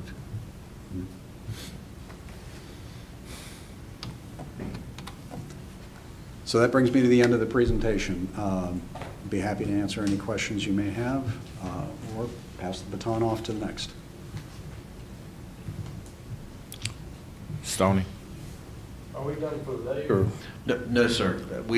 What we have is a break scheduled for now, right after this, and then we will have, I believe, Mr. Kent Lackey talk about the particulars specific to the cost and the project of a Site B, and then we'll bring back Mr. Andy Burnham to talk about rate structures and rate scenarios, and that'll be the end of today. Thank you. All right, let's take, what, 15 after, Brian? Take a break to 15 after.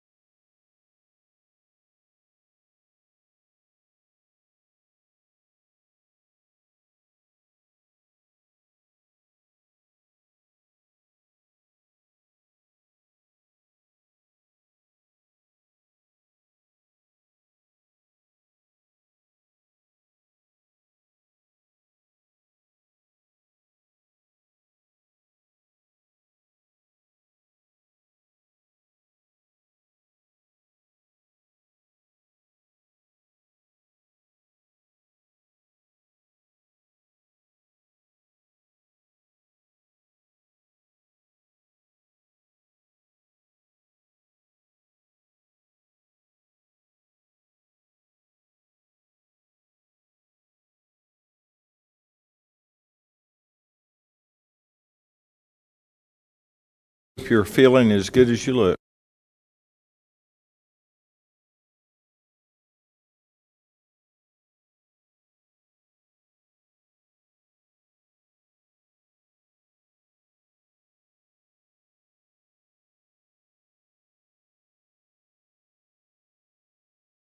Just talking, it's like, well, and I don't know if anyone's thinking of, why is Kent Lackey here to talk about this particular wastewater treatment plant? So it might be worth the 30 seconds to give you some background. So Black & Veatch did our 2016 master plan update. So they had done the original work on sort of determining the need for a new wastewater treatment plant. So this seemed like a logical continuation of that work. At the same time, they were also doing a lot of the work with us on the permits for the water plant, or wastewater plant. So again, it seemed like a natural fit. What he's going to present to you today, some of the parameters that he had to work with, we gave to him. It's not like he came up with it. We told him, this is the location, this is the sizing of the facility or what treatment capacity that we were looking at, and we need you to sort of look at it in this time frame. So we gave him those parameters, and we got those from the manager from what we understood to be the board's interest. So here he is. Thank you very much. Can you all hear me okay? Mr. Chairman, Vice Chairman, Commissioners, appreciate the opportunity to talk to you today. Like Hung said, I'm going to provide an update on the wastewater treatment plant about some work that was completed in 2021, updating preliminary work that we started actually in 2016 with the original permitting of the Site A location. Figured I'd start with first talking a little bit of background about Black & Veatch and myself, just to put it into context of our experience related to these types of things. Black & Veatch has been in operation since 1915, so over 100 years. We started as a power and water engineering firm in the Midwest. We're now international. We have over 100 offices. We focus our energy on telecommunications, power, water. We have other businesses in mining, data centers, management consulting, things like that as well, all supporting our clients, which are governmental entities, municipalities, and private power companies as well.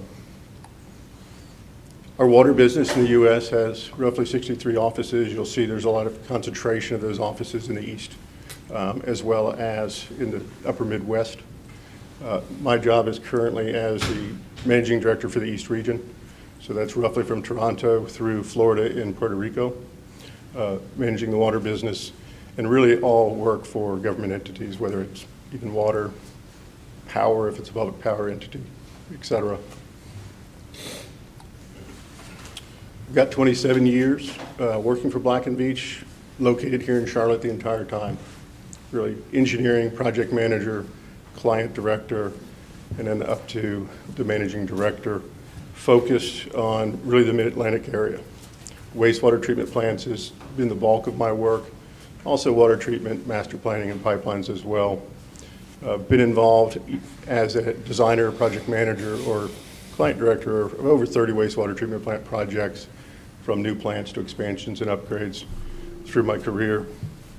A lot of experience in cost estimating, planning of projects as we go from the master planning state to setting the budgets and then moving into design of the project and then doing the construction cost estimates for those designed facilities. My background is I grew up in construction. I was actually an estimator for a family-owned company for about 3 years as I went to college. So, you know, that leads me to the construction side, a focus there on constructing facilities, things of that sort. I am a member of EJCDC. That's the committee that develops contract documents for design build, for traditional construction, procurement, and so a lot of interaction with other consulting firms, other governmental agencies as those documents are put together, so a good feel for the risk profiles within those documents. Also a certified DBIA member based on my background and experience supporting design build projects as well. Now I'm managing director, but I also do support projects as a project manager, client director, really in the Mid-Atlantic, where it makes the most sense and where I can add value to the project. I have been the project manager for the support that we've been providing Union County on the permitting of the wastewater plant since 2016. So the agenda, I'm going to kind of walk through the update, look at the update that we did on flow projections, adjustments to the service area that were made, then look at the projects that you've seen briefly already from John Shuchak that make up what I'll call the water reclamation facility program, and then look at budget cost opinions that were done in 2021. And then I have an update from 2021 to 2022 based on certain information that we've had from the pricing. In that, I'll also present a case study of another plant very similar in North Carolina that has gone through the process and has made it to final costing, which provides relevant information. Then I'll talk about implementation schedule for the program or the reclamation facility. As was said earlier, the plant was originally conceived or recommended in the 2016 wastewater master plan that we completed. It had projections in it to size the plant through 2050, which was the end year for sizing of all the facilities and analysis of the system. In 2019, there was an update to the flow projections in the master plan as a whole, and it continued to recommend the new reclamation facility at that point in time. The project that I'm talking about today is work that we completed in 2021 when the county called us to look at a new site location, Site B, some changes to the assumptions that would go into the new plant, to look at feasibility, look at then an overall cost with a little bit more detail than is done in a master planning level to get a feel for what the budget needed to be and look at the implementation of the project in a reasonable sequence of efforts.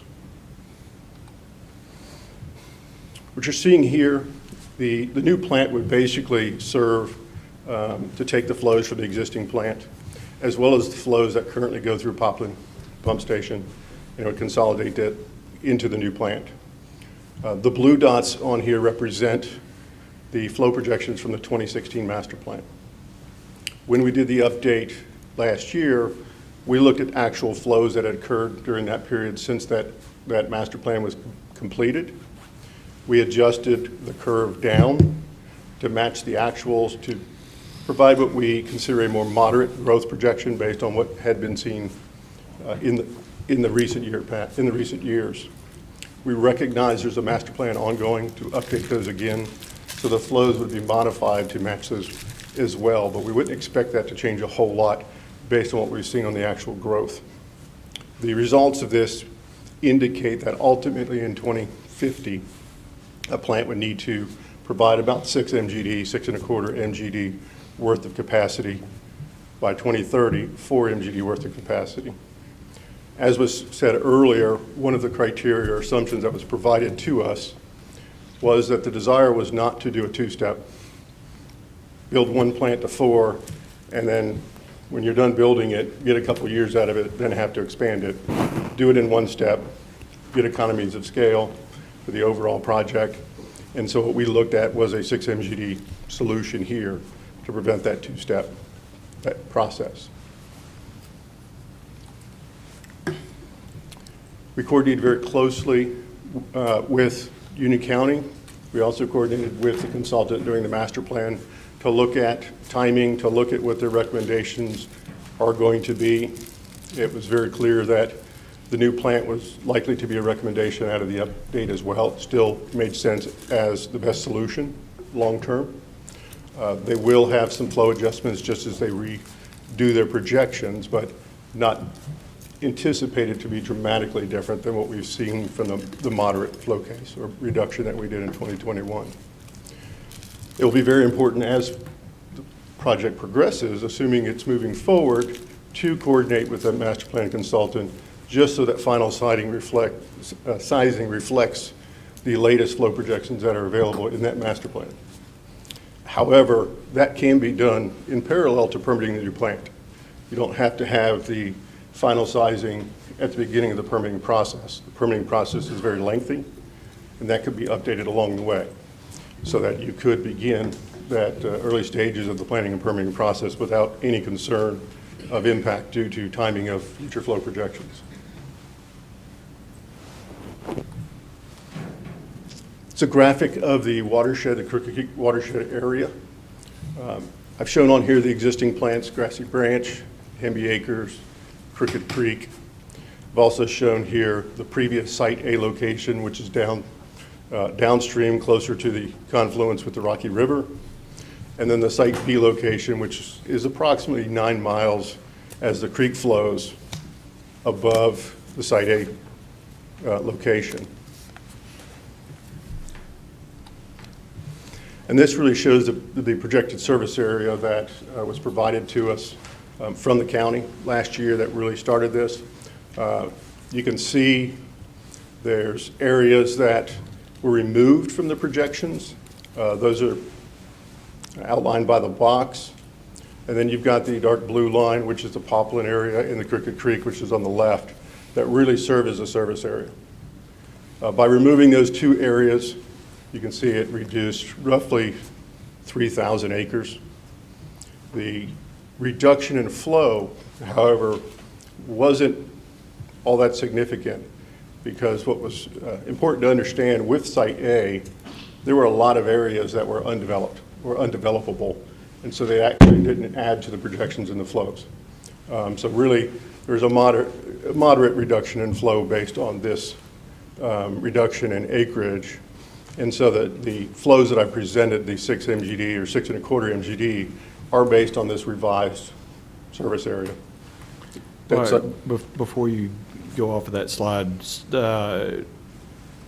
Aubrey, if I'm not mistaken, these areas that have been removed off the map, particularly that one that is up near Site B, that is either Unionville or Fairview Incorporated area that was removed from the original service area.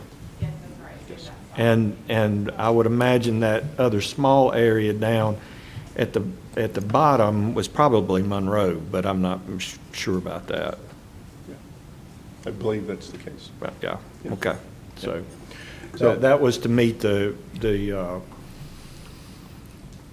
comment and feedback that the board had given us earlier. Right. That's correct. Question real quick. Yes. What- That, so 6.5 MGD, what, and how much will we be taking off?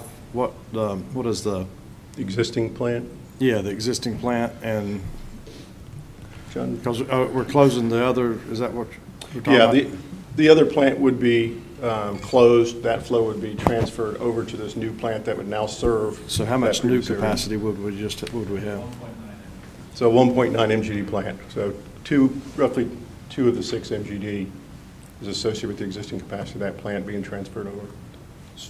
So currently, Poplin Road is pumping a maximum of 2 MGD, and the current Crooked Creek plant is rated at 1.9 when it is at full capacity. So what new capacity are we creating? 2.1, To the, roughly, if everything else is used. right. And that's designed to go through 2050? Yeah, the 4 MGD is what you need, taking the 1.9 from the existing Crooked Creek, 2.1 additional for 2030.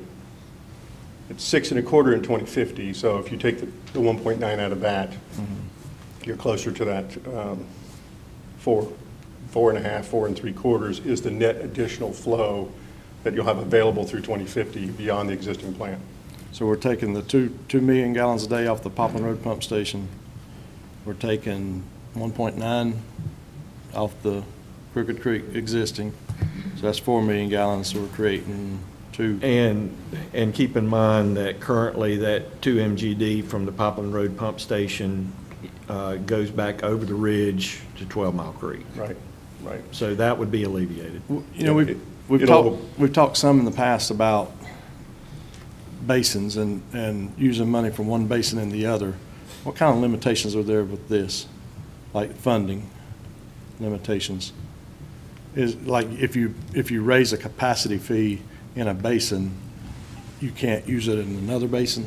Is that correct? So I think you're talking about system development fees. Yeah. And so it depends on the methodology that you select. So if you select the buy-in method, it has very few limitations, but it's not for expansion. If you choose the incremental method, then it's allowed for expansion, but it has to be for expansion projects or debt related to expansion projects. So it really depends on which methodology you choose, and then ultimately what you intend on expanding the system with, if you do intend on expanding the system. So because we are going from basin to basin, we kind of really are using it. I mean, it's everything that we've collected in the county, regardless of what basin it is, could be used because we're pumping back and forth anyway. So it still benefits the other system. Like a Crooked Creek plant would still benefit the 12 Mile Creek system if we're taking off the pump station. So currently, and I'm sorry, I can't. Yeah, no, you're fine. But currently, we do try to apply the system development fees that we collect to the basin at which they serve. Because honestly, that's what it's for. Now, I mean, you probably could consider it for the entire system, but we try to segregate it and say, this is what's collected for Crooked, therefore we're going to use those funds for Crooked. This is what's for 12 Mile, use those funds for 12 Mile. But we have not calculated a system development fee specific for each basin. It is the system as a whole, but we try to segregate those funds to be spent within the basin. We're just not going to get any trouble for that. I mean, we're not going to have like a lawsuit saying that, hey, you didn't use our money in our basin. To be perfectly honest, we're probably doing things that would prevent us from being challenged by the fact that we are segregating that out and actually putting those funds within the basin that they are contributed from. Okay, thank you. Yeah, and from a technical standpoint, you are right. I think what you're getting at is this plant not only helps from the standpoint of the existing Crooked Creek, aging infrastructure, replacing it, it would serve to free up capacity in 12 Mile that is being used by Poplin right now.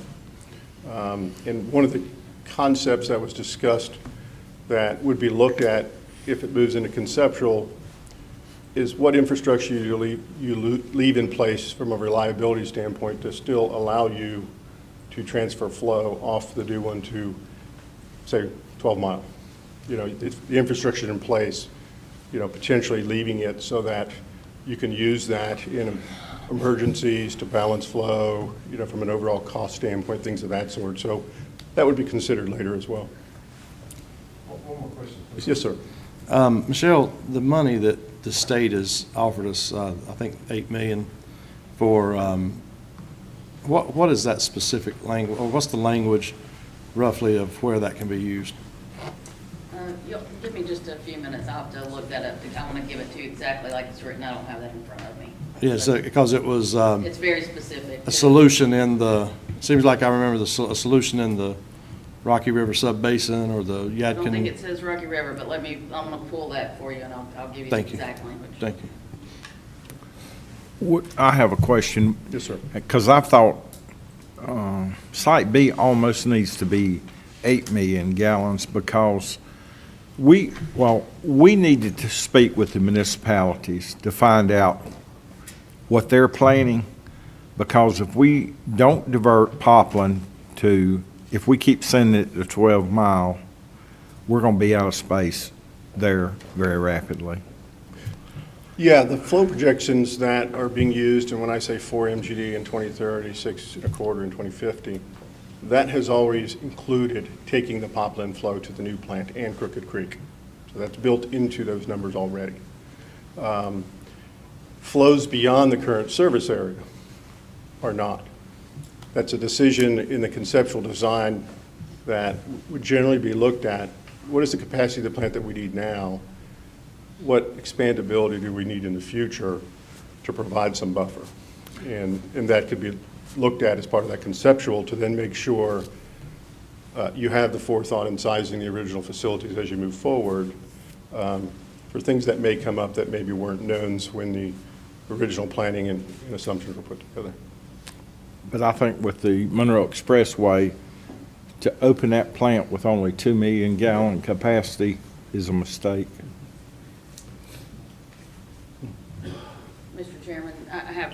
response for Commissioner Rushing. The exact language that was used in the state budget is for design, permitting, and construction of an expansion of the Poplar Road Pump Station and the 12 Mile Creek Water Reclamation Facility to provide expanded service for wastewater. That's confusing. You said 12 Mile Creek, did you mean Crooked Creek? Well, to me, it sounds like it's for expanded service for wastewater in the Poplin contributing area that gets pumped to 12 Mile currently. And so it's serving, in essence, the area that is served by Poplin Pump Station, which is the area that would be served by this plant. Okay.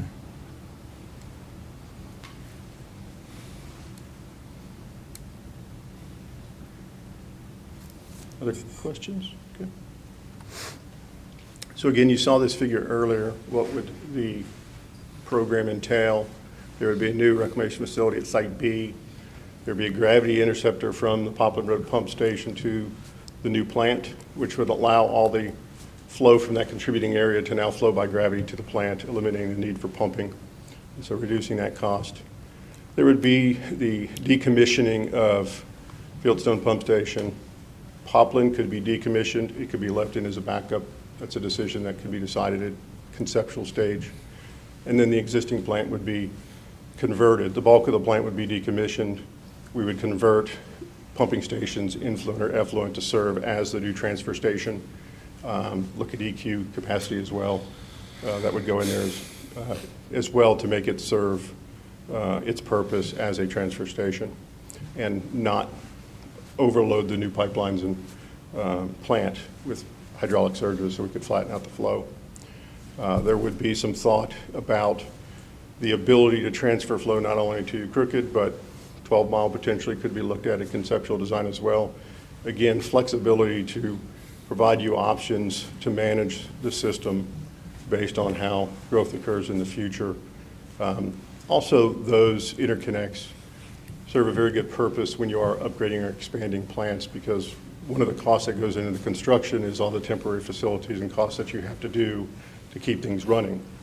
And so some of those backups could serve to reduce some of that cost because you could take load off the plant, assuming you don't wait too long to actually begin the expansion of the upgrade. So those have positive benefits.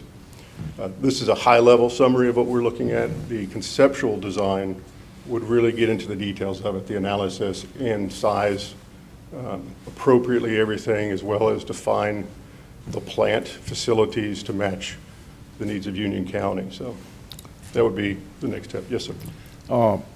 For you and Michelle, I've had specific conversations with Senator Johnson, and there is no confusion in his mind, and if we need to, we will get him in here.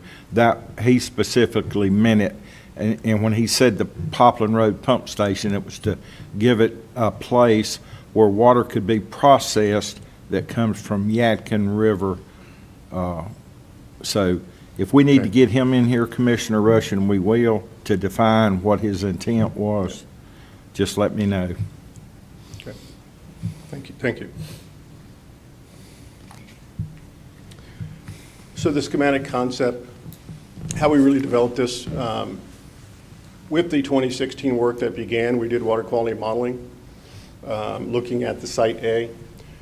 We then moved to get speculative limits for Site A, working with the state, which really defines what the effluent water quality requirements are going to need to be for the plant. And we received those, I believe, in 2020 or early 2021 for Site A. The plant concept is really built around those water quality limits that are expected for a plant in this location. Fairly moderate, would not include nutrient removal.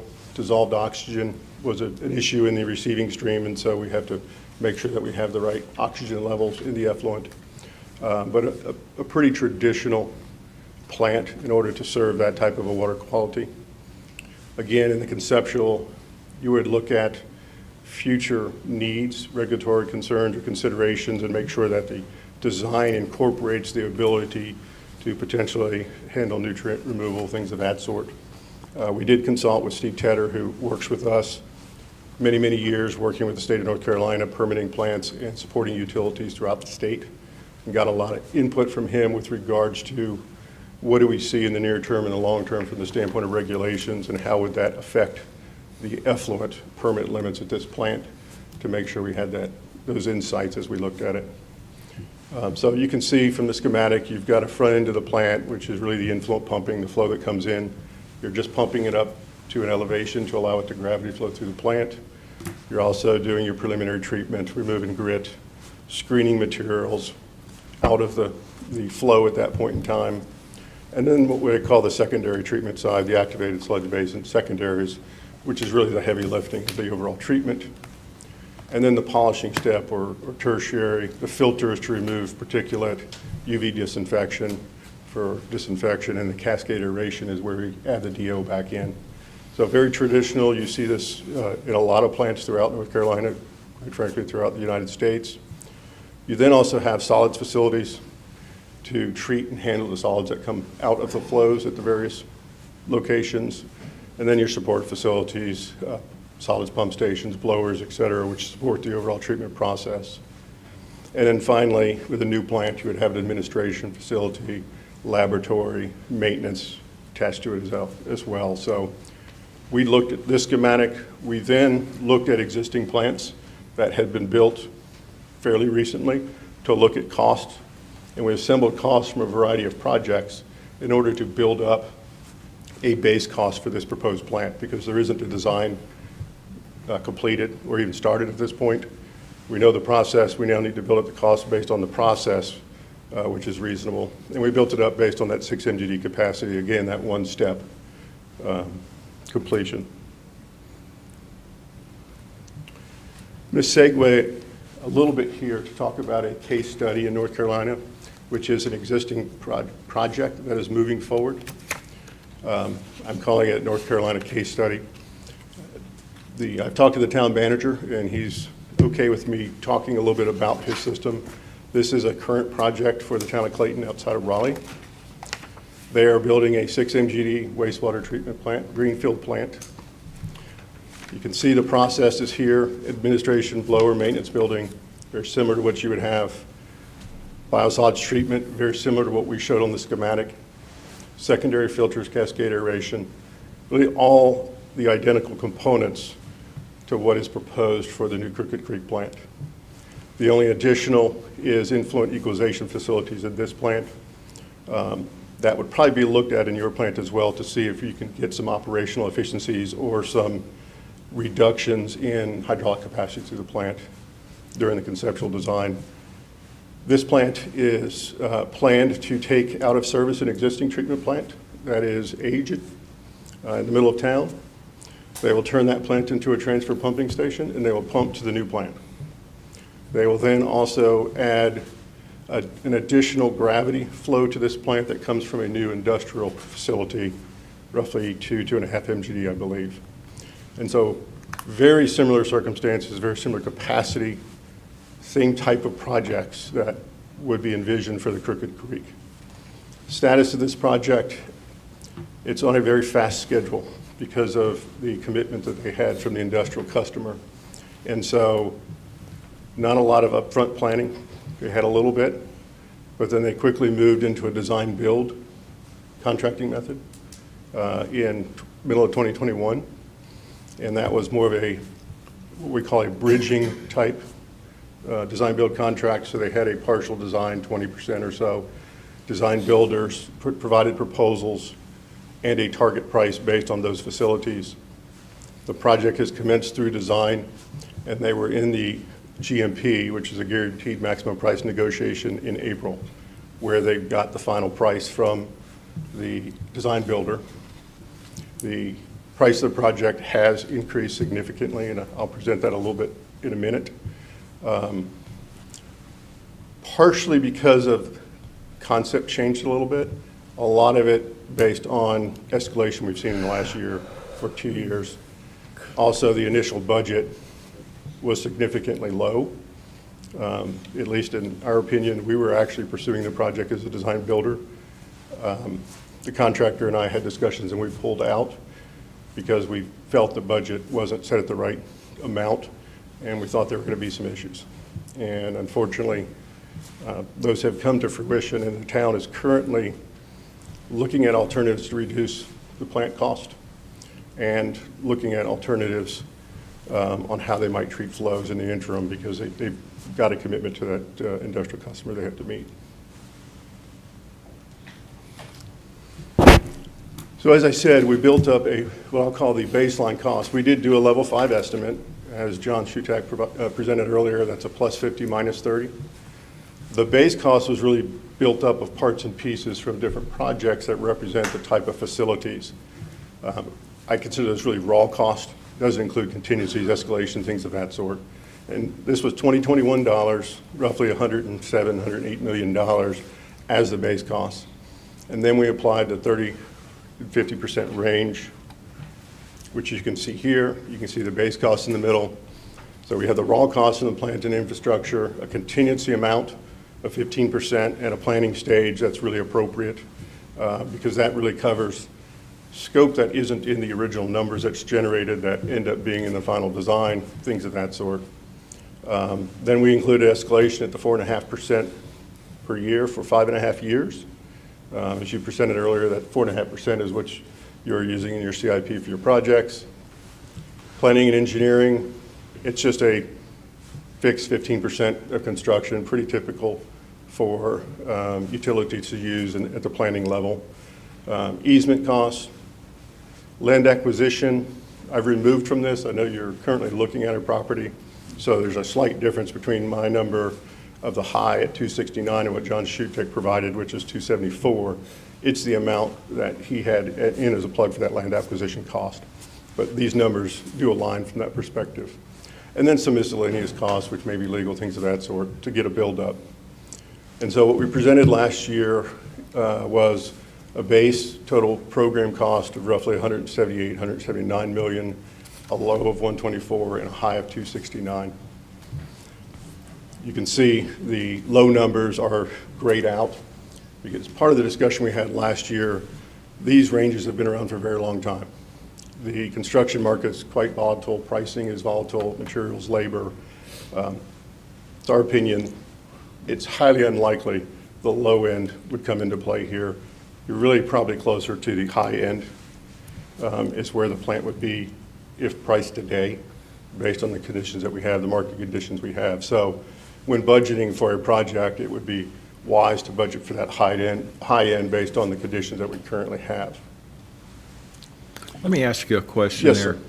Assuming a site was selected and we started the studies, how long are we looking before it would go out to bid? Because there is something on the horizon. We don't know how far off it is, but this thing is cyclical, always has been, always will be. Right.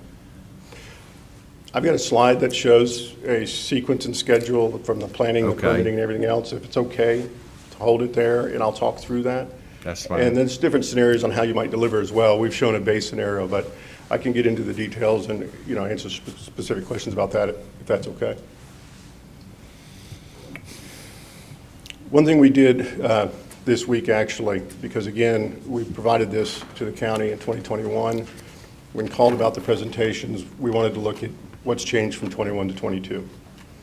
And so we've updated the 2022 high is what I would consider the 50% high number for 2022 costs, and I'll walk through that. You can't see it as well on this slide. The red numbers are what we've included based on information that we have with what's happened in the market in the past 12 months from a construction pricing standpoint. 2 data points, the Clayton facility in April of this year, which is 6 MGD, almost identical. The final number that was negotiated with the design builder was $199 million for the plant only, not the other parts and pieces. This town is not going to move forward with that number. They are going to go out to market and competitively bid it. At the same time, look at how to reduce cost because they don't have the ability to increase their budget beyond the number that they have now to that 199. And so they're going through a lot of effort now to figure out how to get the price of that facility down.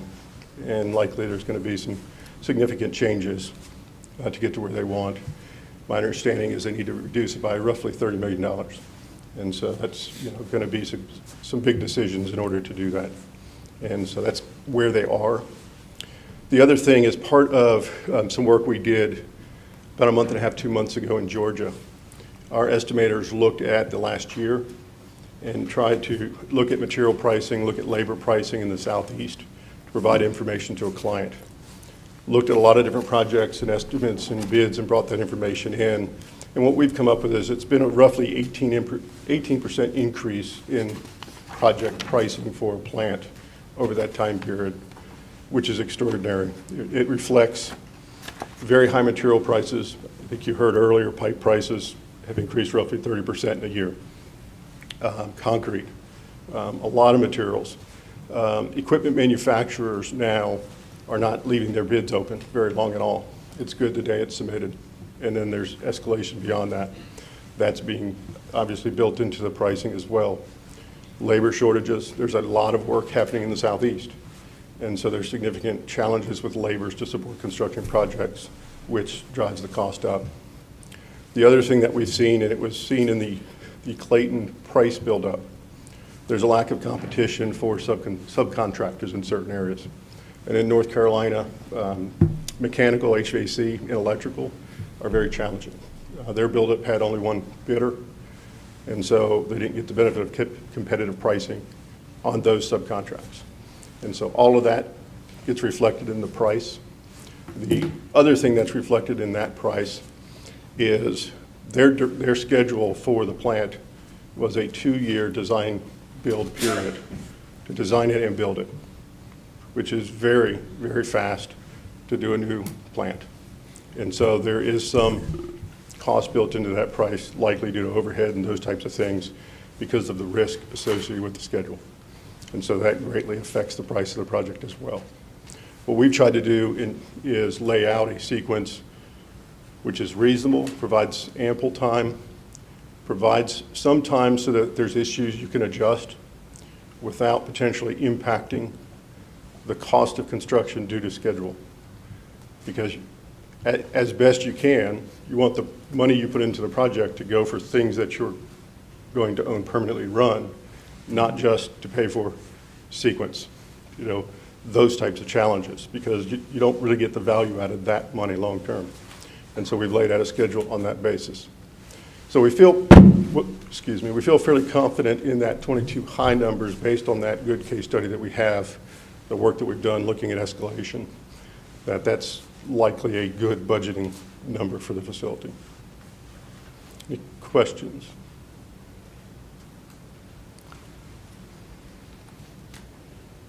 Talk about regulatory considerations, and then I'll look at phasing schedule.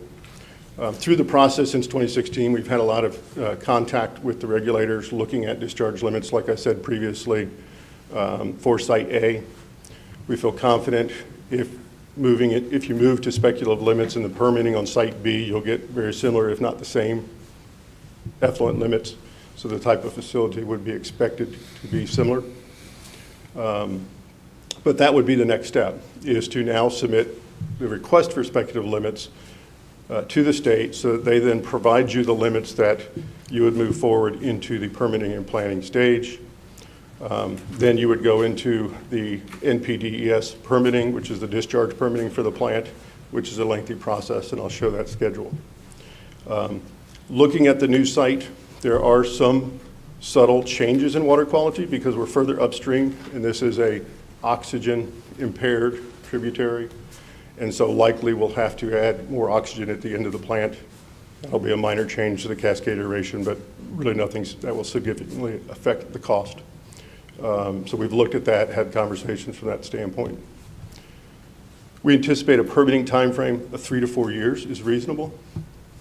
Things can be done to move it faster if needed, but from a planning level standpoint, looking at that time period would allow you to make sure you're confident you're going to be getting it done. Because once you move into the permitting, that's when other stakeholders, external stakeholders get involved, and you deal with that, and that can lengthen the process just depending on the impact of the plant and concerns, things of that sort. Could As- could Yes, I sir. interrupt for just one second? So we have had an updated stream study completed that was favorable. What, is there an estimate on the cost of what the next phase permitting would be over that 3 to 4 year period? So, yes, you do. We did modeling of the tributary with Site B, so we feel, that's why we feel confident that it's not going to be, it's going to be similar limits. I do believe, I submitted a price for that next phase of permitting, but that's probably in 2018, 2019, when it went on hold. at that point in Give time. us a swag. What kind of number we're looking at? I think we were in the $400,000 or $500,000 range at that time for the NPDS side of things. And then the question is, do you do the conceptual permitting at the same time? Or conceptual design and planning, which I'd recommend. I don't think we've provided a price for that at this point. Depending on how far you go with it, that can go from a couple $100,000 to $500,000, depending on how deep you go with the conceptual design. That's also where you're probably going to look at, where I would recommend looking at the delivery method, traditional design build, and just make sure that you select what's right for you. So, and that is probably a 3-year period for the permitting. The conceptual design is probably 12 months-ish. So not to hold you to it or put words in your mouth, but it sounds like somewhere between 800,000 and $1 million for the permitting and the conceptual design. Right. In that range. Right. Okay, thank you. Yeah. And that's what I would recommend as the next step, and I'll explain why as I go through this graphic. If you're looking at a plan, you're laying out a plan for it, you're looking at what the critical steps are. Environmental permitting is the first critical step that goes through that first 3 years. You have some involvement to manage it, but again, it depends on the state, it depends on external stakeholders, and that can drag out. We're showing 3 years. We have seen plants, Clayton, for instance, expedited it much quicker, so it can be done. But this level of planning, assuming there's not an immediate driver like Clayton has for flow, I would look at the longer period just to make sure that you have some leeway. Also early on, and the reason I would recommend the conceptual design is the conceptual design is now going to sit down and look at the plant that you want, you need. The architectural effects, what's that going to look like? Make some of those early decisions that affect the price so that at the end of that stage, you now don't have a price that's built up from other projects. You have a price that's aligned with exactly what your vision is for the facilities you have. And so that alignment would be done during that conceptual design stage. It also provides you the ability to potentially look at additional technologies. As you're going into a plant, we've laid out a traditional design, a lot of concrete basins. Concrete basins add money. Concrete's expensive, there's a lot of labor. There are alternative processes that are out there that are tested. Charlotte Water tested some granular activated sludge. There's some processes that have smaller footprint. Potentially could save some cost. However, usually when those processes are looked at, you want to pilot it. You want to get a level of confidence in your system on how that would work. Looking at that early with conceptual design, you would be able to look at the whole toolkit as far as the options that you might be able to employ at the plant that potentially might have schedule savings, cost savings, also from an operability standpoint that you're comfortable operating. If you don't do that up front, but you do it later and delay it to when the permitting's coming in place, you're really going into design mode, and that generally gets compressed, and so you generally go to a conventional design that's been done before to reduce the risk. It's one of the challenges with the Clayton project. It was so fast, they couldn't look at other technologies. There's one that I'm considering right now, since I'm working with them, that might be a better solution long-term. The question is whether it can be employed with the time that's remaining. Doing the conceptual design up front allows you to look at that and see what makes the most sense for you and what, balance cost and things of that sort. And then you have piloting time. So if you did that in parallel with the permitting in the next year, 2 years, progressed, then you would have all the information you know from the plant regulatory side of it to be confident.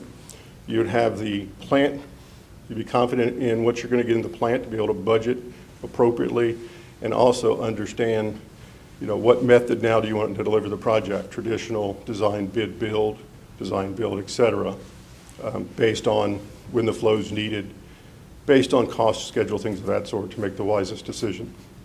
I'm showing a traditional here. And so what I'm showing is really, what is a reasonable minimum time period that provides you some flexibility if there's issues. So again, that 3-year time period for permitting, that's a little bit longer. I'm showing a 3-year period for construction, brand new plant. That's reasonable to not be paying a premium for overtime, things of that sort. Bidding award, roughly 6 months. And I'm showing the design occurring before the NPDES is done. So that again, it doesn't stretch the schedule out, permit, design, construction. Gets that done in parallel. So as soon as you have the permit, you can then move into bidding and construction. And that is roughly a 5-year period to do the new facilities. Any questions? So one other thing to note, on Monday, you heard from the Soil Conservation District regarding stream debris removal projects that they have planned in the North Fork of the Crooked Creek. This is where they're talking about that project all along the North Fork of the Crooked Creek.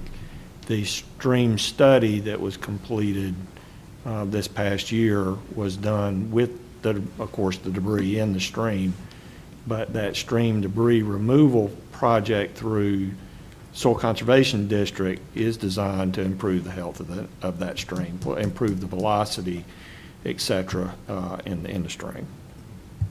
And one of the things to recognize as we looked at the speculative limits and working with the state on that, the stream is impaired for dissolved oxygen, but in reality, the discharges that you have from plants upstream actually improve the water quality or the dissolved oxygen because you're adding oxygen at the end of the plant. And so the stream is impaired naturally. It elevates the DO and then starts dropping again. And so, that's positive from the standpoint of the regulatory understanding the impact, the positive impact the plant can have. Unfortunately, this is a low flow stream. And in the state of North Carolina, there was policy passed years ago with certain low flow streams, there's a set discharge limit that would be applied, and that's what's been applied here. It's reasonable limits from the standpoint it's not going to drive advanced technologies or things of that sort just to meet the water quality limits. You would design in the reliability to make sure you can meet it, but those are fixed, and that's why moving upstream we anticipate it would be the same limits because it's just a little bit lower flow upstream. But still permittable, no concern from the standpoint that a plant could not be permitted there. So based on what we've seen, the discussion we've had, our recommendations for next steps, assuming that the recommendation for the new plant holds, would be to move into the environmental permitting. Again, you want to progress such that you can manage cost and risk, cost and schedule, manage risk best you can.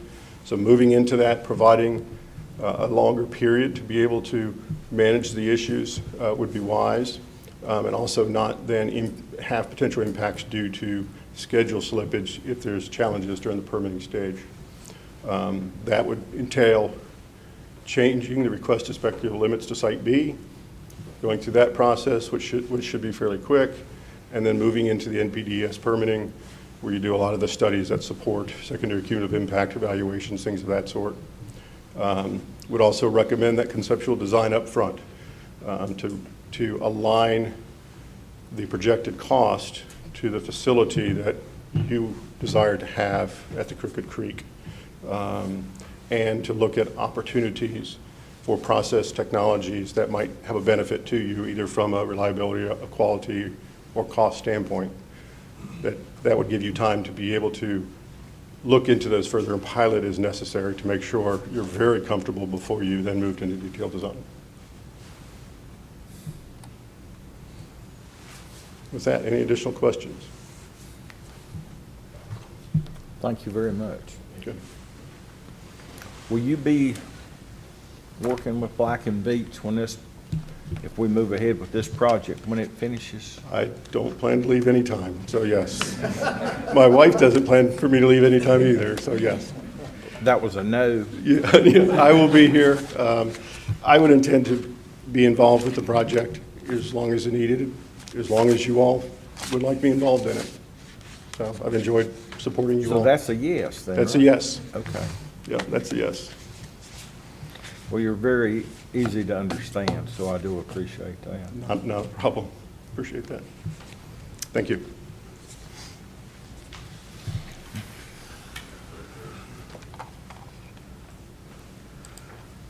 Well, so now you've gotten sort of all the potential universe of capital projects. This is the first one. And so we're bringing Andrew Burnham back up to talk to you about, what does all this mean? If you do some, all, or I guess none of these capital projects, what does this mean in terms of our ability to pay for it? And so he's going to talk to you now and take you through sort of the rate scenarios, rate model, and sort of what we've done. I wanted to answer the manager's question first, because I know we took a shot at it. Monroe costs are part of the assumptions that are built into this model, and it's built in as an operating expense because we are not paying debt service on partnering with Monroe. They're just going to build it themselves, and we're just going to pay for it like we do sort of with McAlpine, with the city of Charlotte.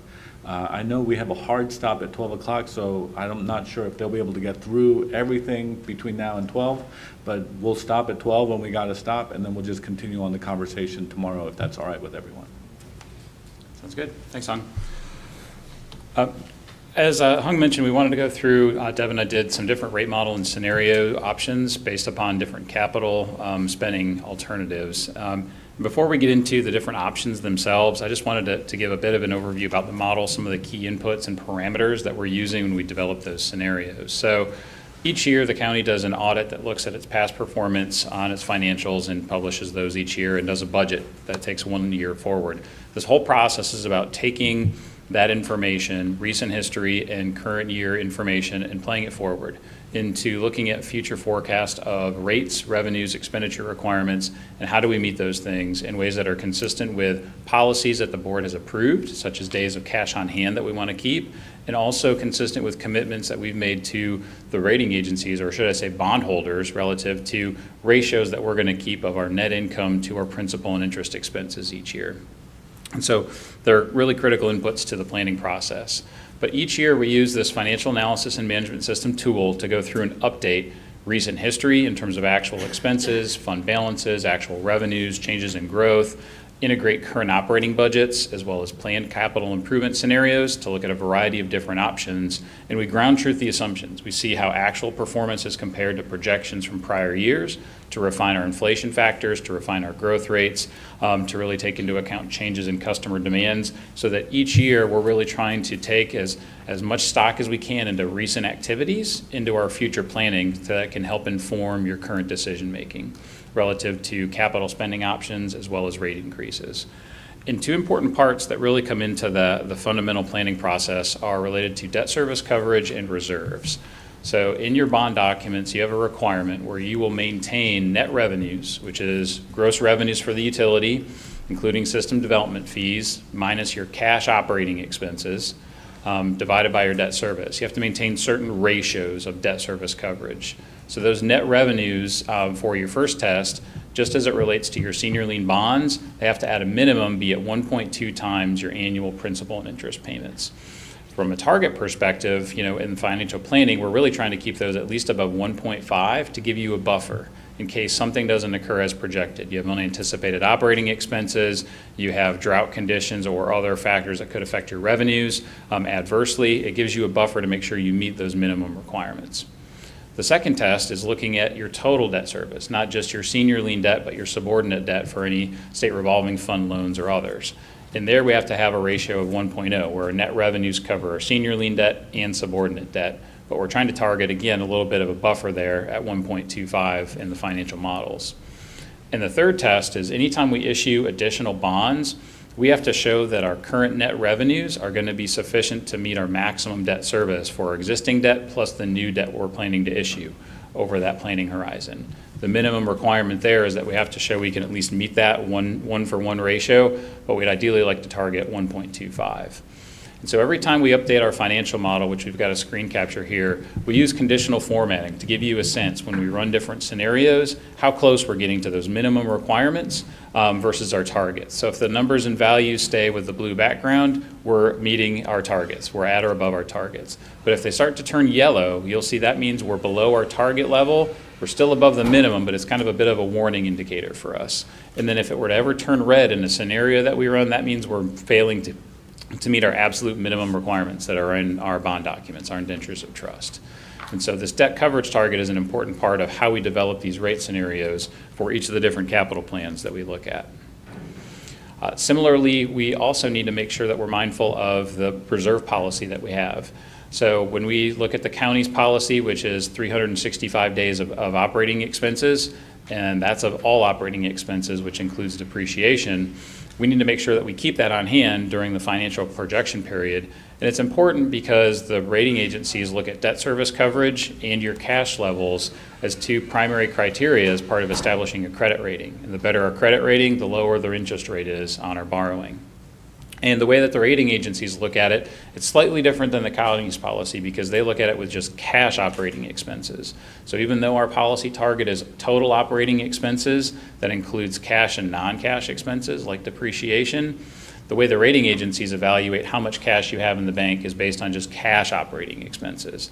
And so we've converted your policy in terms of a number of days of cash operating expenses the way the rating agencies look at it, which is also consistent with the way many other utility systems will look at it as well. And so when we take your policy of the 365 days, that really converts to a number of days of cash operating expenses of 538 days. And we've also looked at building up a reserve approach for the county just based on different reserve considerations, whether it's liquidity, capital funding, operating contingencies, rate stabilization because of volatility in revenues. And we came up with a very similar amount. We were at about 631 days, but it kind of supported that current policy seems right for your system. But we also took it a step farther to look at not just what a reserve calculation would be for your system, but what are the rating agencies seeing in the utilities that they're evaluating. And so they'll publish what they call medians reports, where for all the utility systems that they rate, what are their average reserve levels, days cash on hand, and their debt coverage ratios. And so Union County Water has historically been a AA system, which is why we kind of bolded those rows in these tables to show you from the three different rating agencies, Moody's, Fitch, S&P, from 2019 to 2020 to 2021, how have days on cash on hand changed for their credits that they have, their AA systems, and they've ranged from about 523 days to 575 days. And we did the same thing on the debt service coverage ratios, where the ratios have been about 2.4 to 2.2, and we just highlighted Union County's days cash on hand as a frame of reference. Yes, sir. I've always played with numbers. If we would put the reserves aside to go to AAA, usually how much would that save us in the bond market? So that's a great question for Brent, who I think just had to drop off, correct, Beverly? So it's generally been my experience, and I'll defer to Brent to maybe clarify tomorrow if he's available. It's usually in that range of 1/4 to 0.5%, depending upon market conditions, is what that type of an upgrade would be. That's going from a AA to a AAA. That's a pretty major step. And that's 0.5% over how many years? So typical financing term of that 20 to 30 years, depending upon the timing you're looking at. So that's why it might be a little bit of a range. So, say 30 years, 0.5%, that's 15%. If we do a $300 million project, that's $45 million. Over the life of the debt. Yeah. Be pretty substantial dollar amount. High reserves pay good dividends. They do, particularly in a rising interest rate environment, which we are finding ourselves in now. Thank you. No problem. And then just to finalize the slide too, on the bottom, I've just identified for you the current Union County Water reserve levels. So at the end of 21, we had about 636 days cash on hand. And then the debt coverage ratio that we had was about 2.28. So again, we're right in line with the medians from the 3 different rating agencies. And then we also, just with our work with several hundred municipal utilities across the country, we just maintain a database of financial ratios from their audited financials. And so it's actually about 600 now. And so we've just been tracking days cash on hand trends by size of utility and by region. And so again, Union County was at 636 days. You know, if we group these utilities that we work with by the size of their system, their annual revenues, you know, you would fall in that 50 to 100 million category. So that's about 600 days. And then if you look kind of in the region defined by EPA, we're again seeing very consistent levels of reserves for Union County. With your AA rating, it's consistent with what we're seeing for similar size systems and for systems in this part of the country. So it's again just kind of giving a good perspective on the reserve levels that you have, that you're in a good spot. And we did the same thing with our utilities that we have for debt service coverage ratios. They're again very consistent with what the county has and what it's targeting. About 2.12 is the ratio for that $50 to $100 million a year revenue system. And again, in the South region, that coverage is about 2.28, and yours was about 2.27, excuse me, and yours was right at the same number, almost 2.28. So again, we're right in line with a lot of benchmarks, with a lot of different utility systems that we see, and then also the rating agencies see with your current policies and your current performance. So we really want to make sure when we develop rate scenarios that we are maintaining these types of benchmarks in terms of reserves and debt coverage when we develop them. So as we go into the rate scenarios, I want to turn it over to Deb to kind of go over the new scenarios in a moment, but I want to just put a little bit of perspective on it first. So when we issued the debt for Yadkin, we did a feasibility report, and it was dated January of 21, so we did a lot of that work in 2020.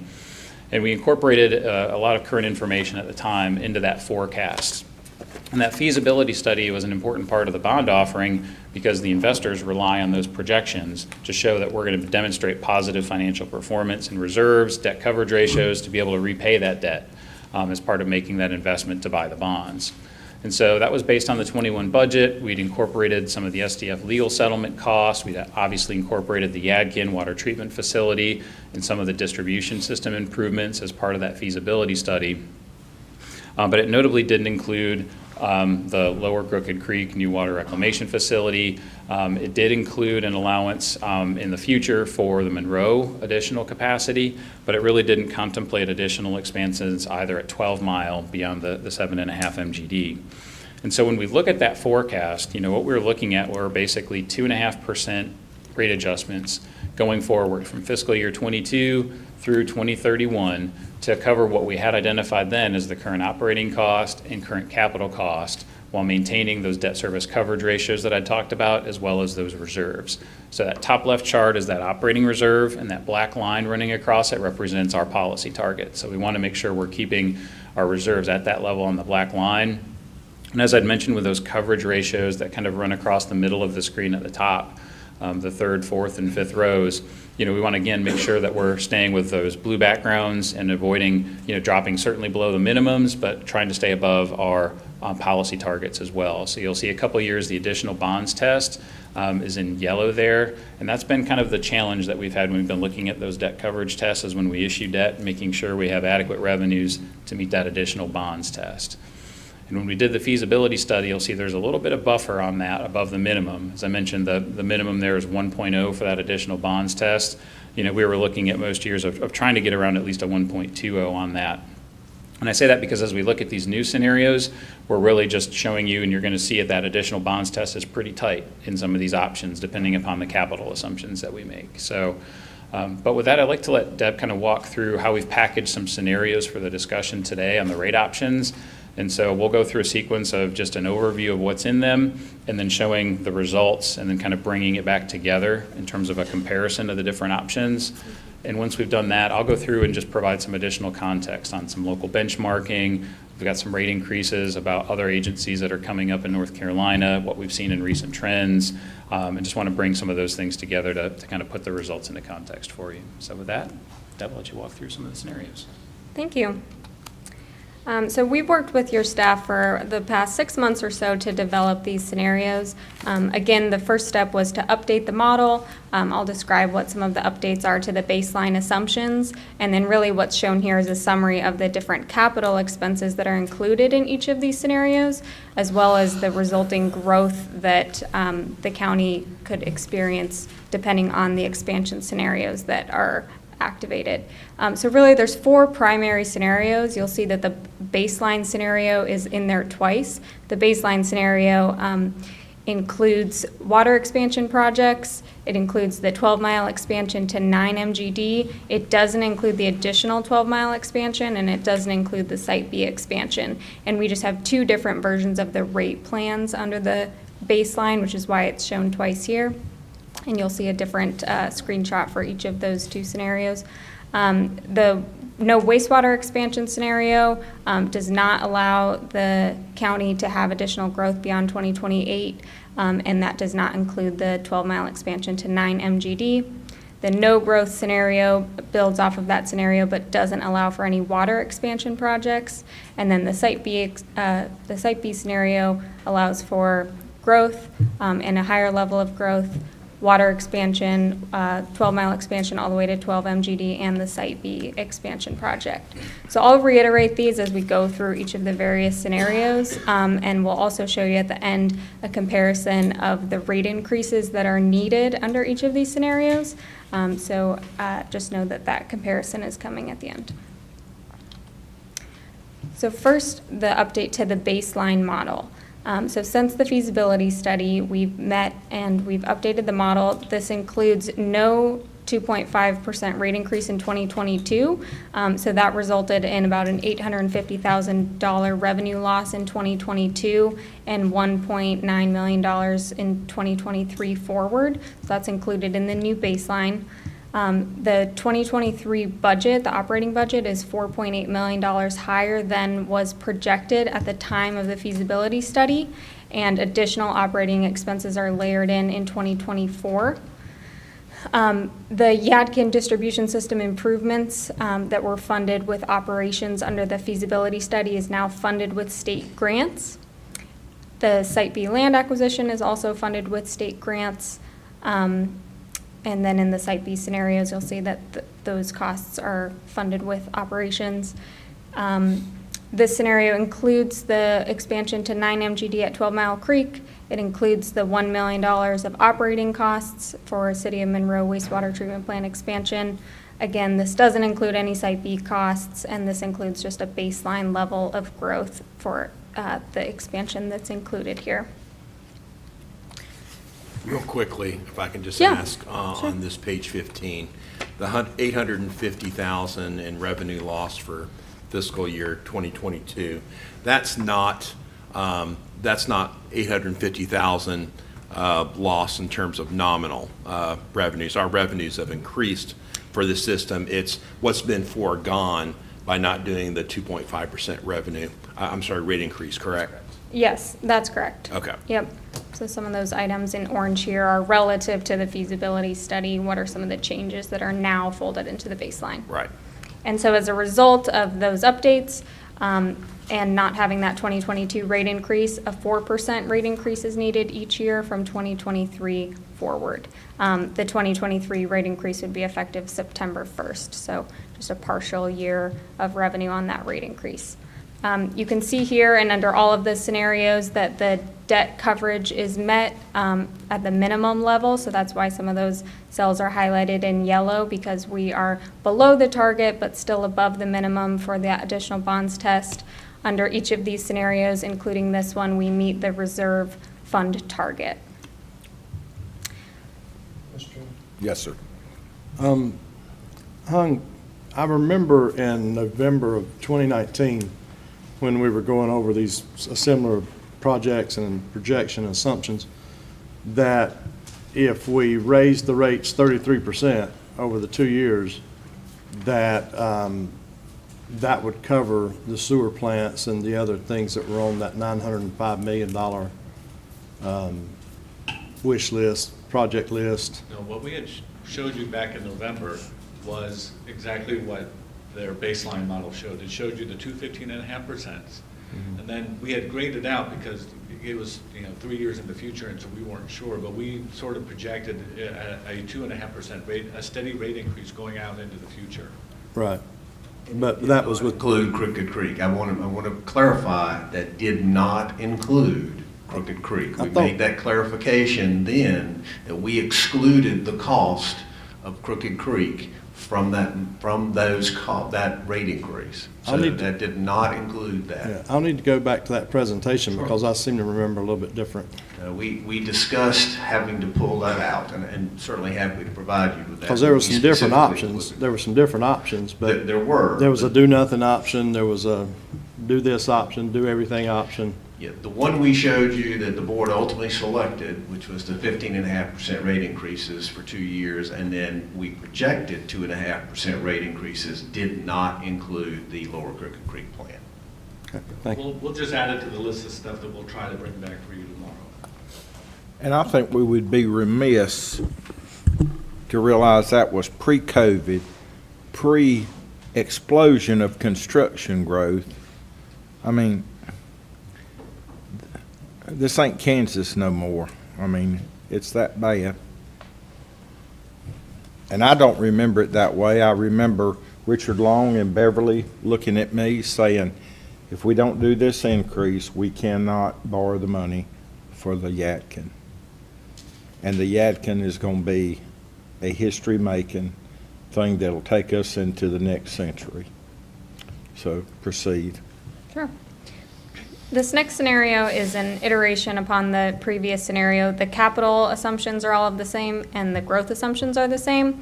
This just shows the effect of waiting another year, so deferring the 2023 rate increase and the impact of that rate increase over time. So this causes the need for an additional 0.5% rate increase each year. So you can see the rate increase under this scenario is 4.5% beginning in 2024.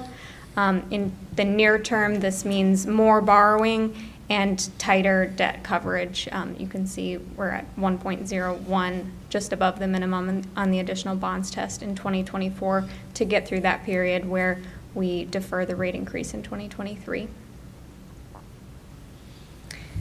Moving on to a different set of capital scenarios, no wastewater expansion scenario. This means no 12-Mile Creek wastewater treatment plant expansion. Still no Lower Crooked Creek Site B. This still includes the $1 million of operating costs for the Monroe wastewater treatment plant expansion. And under this scenario, there are no new sewer accounts beginning in 2028 and 200 new water accounts, so less than in the baseline scenario.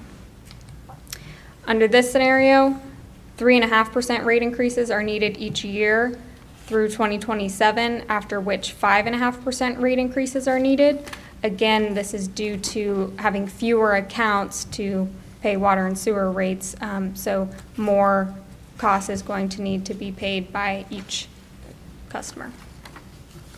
And I'm going to say something to that. When this country is sitting with an 8% inflation rate, 3.5 or 4 is really going backwards as far as our cost of everything. Wouldn't you? Would that be a correct statement? Well, I think it's in conjunction with your growth. So if you're able to do that and have some growth, you'll see system revenues that could hopefully keep pace with inflation, and then you would have system development fees and hopefully other revenue streams that could cover some of that. So this is really what we're looking at, is basically breaking even with our current inflation environments, recognizing all your different sources of revenue. Right. So if we do less, we're going to be taking steps backward. So. Yep. An additional scenario is what we're calling a no-growth scenario. So the wastewater expansion projects that were removed are still removed under this scenario, but we have also removed water line extension, short line extension projects. This includes no Yadkin expansion and no expansion at Catawba, again with no new sewer accounts in 2028 and very few new water accounts. This scenario allows us to have 2% rate increases until 2027, and still 4.5% rate increases are needed beginning in 2028. The final scenario that we have is the Site B scenario, where we've brought in not only the 12 Mile Creek expansion to 9 MGD, but also that full 12 MGD expansion. This, again, includes the City of Monroe wastewater treatment plant expansion operating expense, and then this includes the $276 million estimate for the Site B expansion. This scenario has growth in accounts beyond the level that's assumed in the baseline scenario. Under this scenario, 8% rate increases are needed until 2027 to meet that coverage, after which 3% rate increases are needed. At that point in time, you'll have more accounts to spread that cost to. This here is a summary of those 4 main capital scenarios and the rate increases that are needed under each. So just so you have this for reference. Now Andy's going to talk more about what other communities are applying for rate increases and what are some of the long-term implications of having these different growth scenarios. Thanks, Deb. Yeah, I think one of the important points about this chart too are just looking at once we've gotten to the point where we've satisfied the debt increases that we have for the different expansions, are looking at those long-term steady state increases from say fiscal 28 and beyond, because at that point we've really got our revenues sized to cover the anticipated operating cost and debt service and capital expenses for the system. And so if we have consistent rates of escalation in operating costs at that point and growth assumptions, those would be kind of the good view of a steady state look going forward. So you can see some of the dynamics of growth in these expansion scenarios when you look at the baseline and Site B, that they have the lower, longer term increase options because of the benefits of growth, as Deb was pointing out.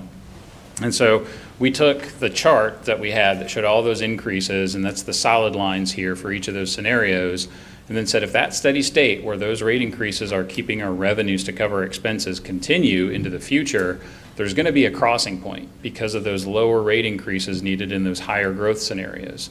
Because when we have those higher growth scenarios, we're getting additional revenue from new customers that goes against a lot of our fixed operating and capital cost.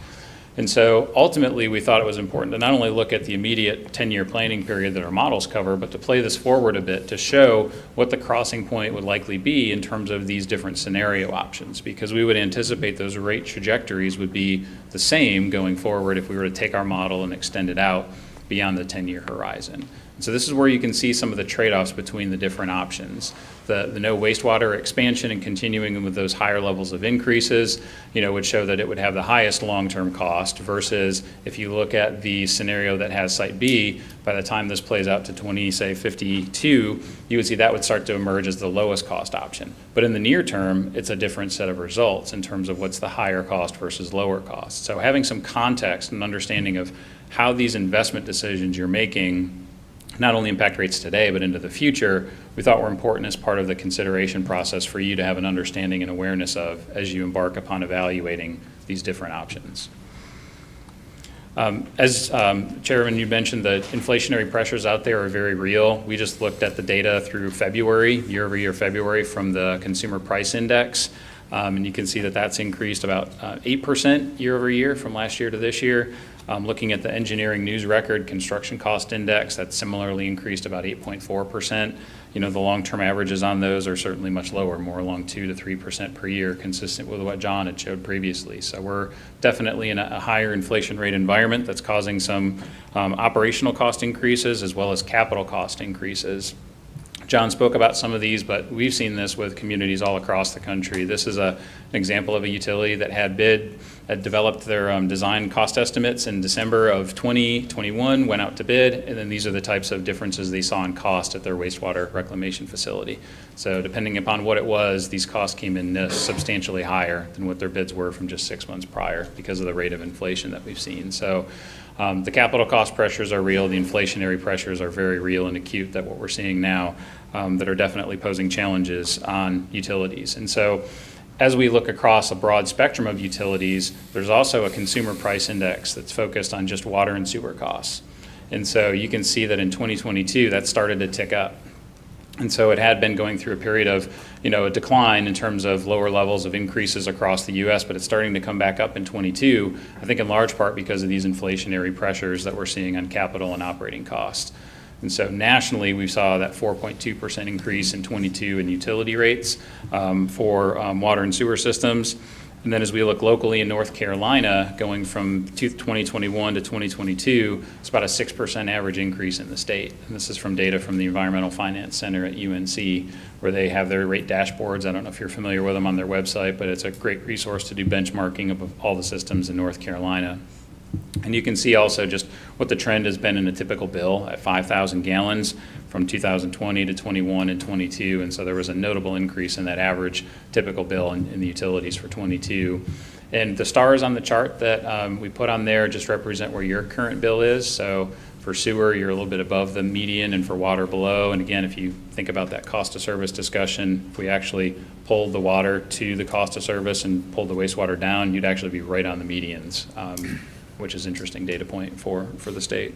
Sir, would, Go ahead. in your analysis here, were these static systems, or are they ones that are kind of in our scenario, need, out of sewer and need to grow? Yeah, so these, this is the entire state system, so they're trying to capture every municipal system, city, county, in the state.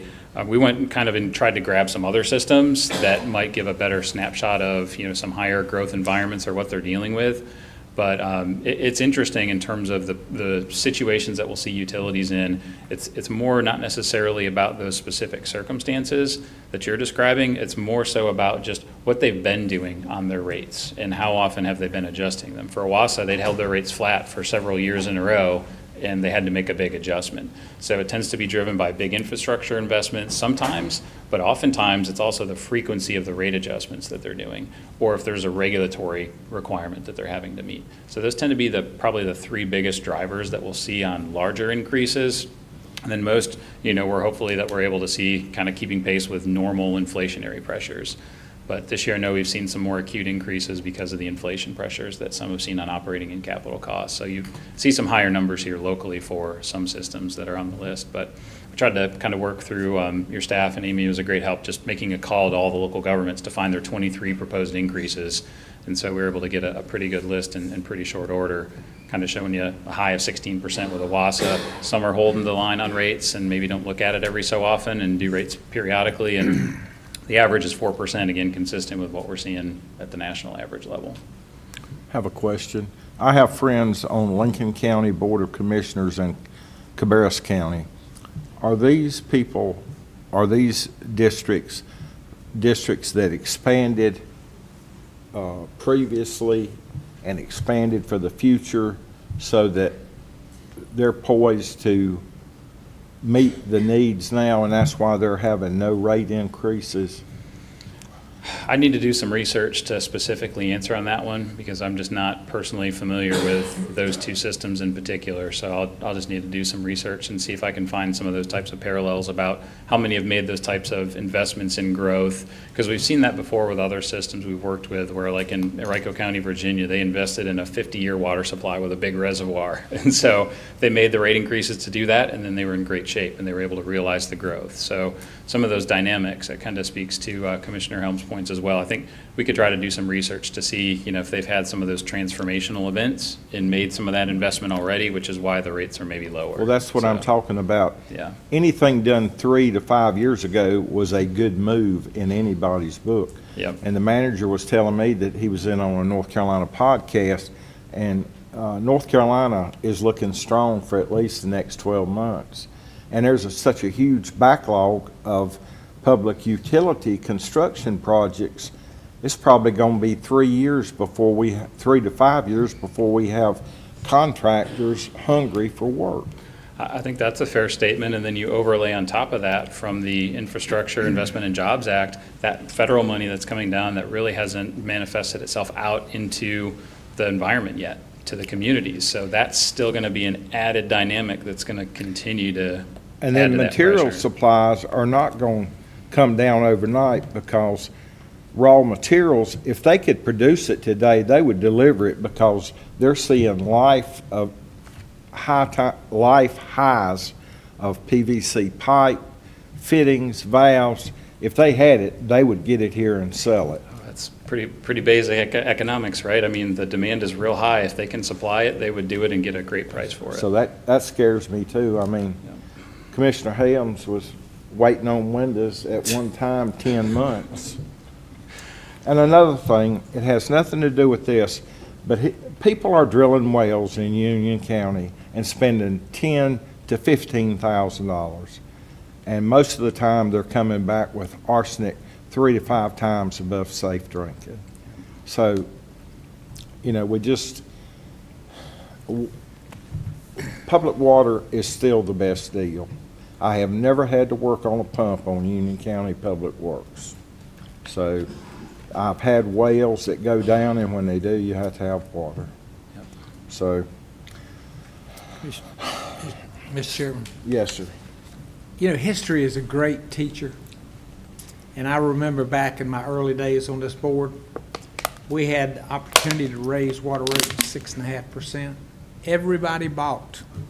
So we didn't do it. We lowered it. And guess what happened? There was a 33% increase over 2 years because we didn't adjust the rates to facilitate the growth and the taking care of the system. And we need to learn from our history. I don't like these numbers. Yeah. I'd like to see them lower. But today's a fact. And Commissioner Ray was right. I'm personally experiencing this extra cost. My plumbing for my home I'm building, astronomical.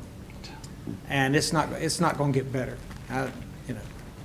Very seldom. OSB used to be $10. I paid $45. It's gone up to $80, $90. It may come back down, but it'll probably never come below 45 again. Yeah. So, you know, hesitation. We had an opportunity to build a Site B in 2006, and it's probably been less than $100 million. And what we're looking at today is triple that. So we need to learn. It does. It gets more and more challenging the longer you wait. And so it's just kind of like as many things as you can do proactively. Just think about it from, you know, the asset perspective. John was talking about it. The more things we can do proactively, it's going to keep that long-term bill low. It's going to extend the life of our assets, and it's going to help us ultimately have a lower cost for longer. But if we wait, it's going to be pent up, and costs are going to increase, and then we're going to have, you know, numbers that we're looking at here, like for Owasso that we had a couple of years ago with, you know, trying to get the Yadkin project done, because Beverly was right. We had to have those increases to meet that additional bonds test. Otherwise, we couldn't have issued that debt. It was that tight because we hadn't done a couple of those rate adjustments. So it's slow and steady wins the race on this, is really, I think, the thing that we have to all consider. And it's very seldom that we see utility systems that don't have some form of an annual index on their utility rates because of all these pressures of increasing costs for inflation, changing regulatory requirements, and then you have to put money aside for the future for renewal and replacement. That's why everywhere we look, we see about 4% a year is kind of the average increase in utility rates that we see in steady state conditions. And for somebody who prides itself on knowing what's in the future, 2016, I didn't know it, but with what happened 2016 to 20, that'd been a great time to build a plant. 2019, we had a chance to go to 11.2 on system development fees. We didn't. So we can't spend these reserves or it's going to cost us in the long haul. And I'm just talking to future leadership. It's a cushion. It's like, I don't know if you've ever rode on an old tractor, but if you're sitting on a metal seat and you hit a bump, it hurts. And that's what's going to happen if we mess with these reserves. Yes, sir. Thank you, Mr. Chairman. Earlier, a statement was made that the rate increase driver is capital projects. Is that still accurate? I would say capital, if I go back to the scenarios, you can see it's driving the difference between the scenarios, but I think there's also a continued component associated with ongoing inflation that we also have to recognize. So it's not just capital. Capital is kind of contributing to some of these differences, but there is an operating inflation component as well that's running through this. Right, so like gas, fuel prices, those kind of things can have an Exactly. effect. Yep, we made allowances for future increases in fuels, electricity, repair and maintenance activities, supply cost, escalation rates for things like health insurance, those sorts of things. So we had to factor those in, and those are the things that we update each year as part of the process to true up those Right. assumptions. But the major driver is capital. Yeah, major driver is the capital. Thank you.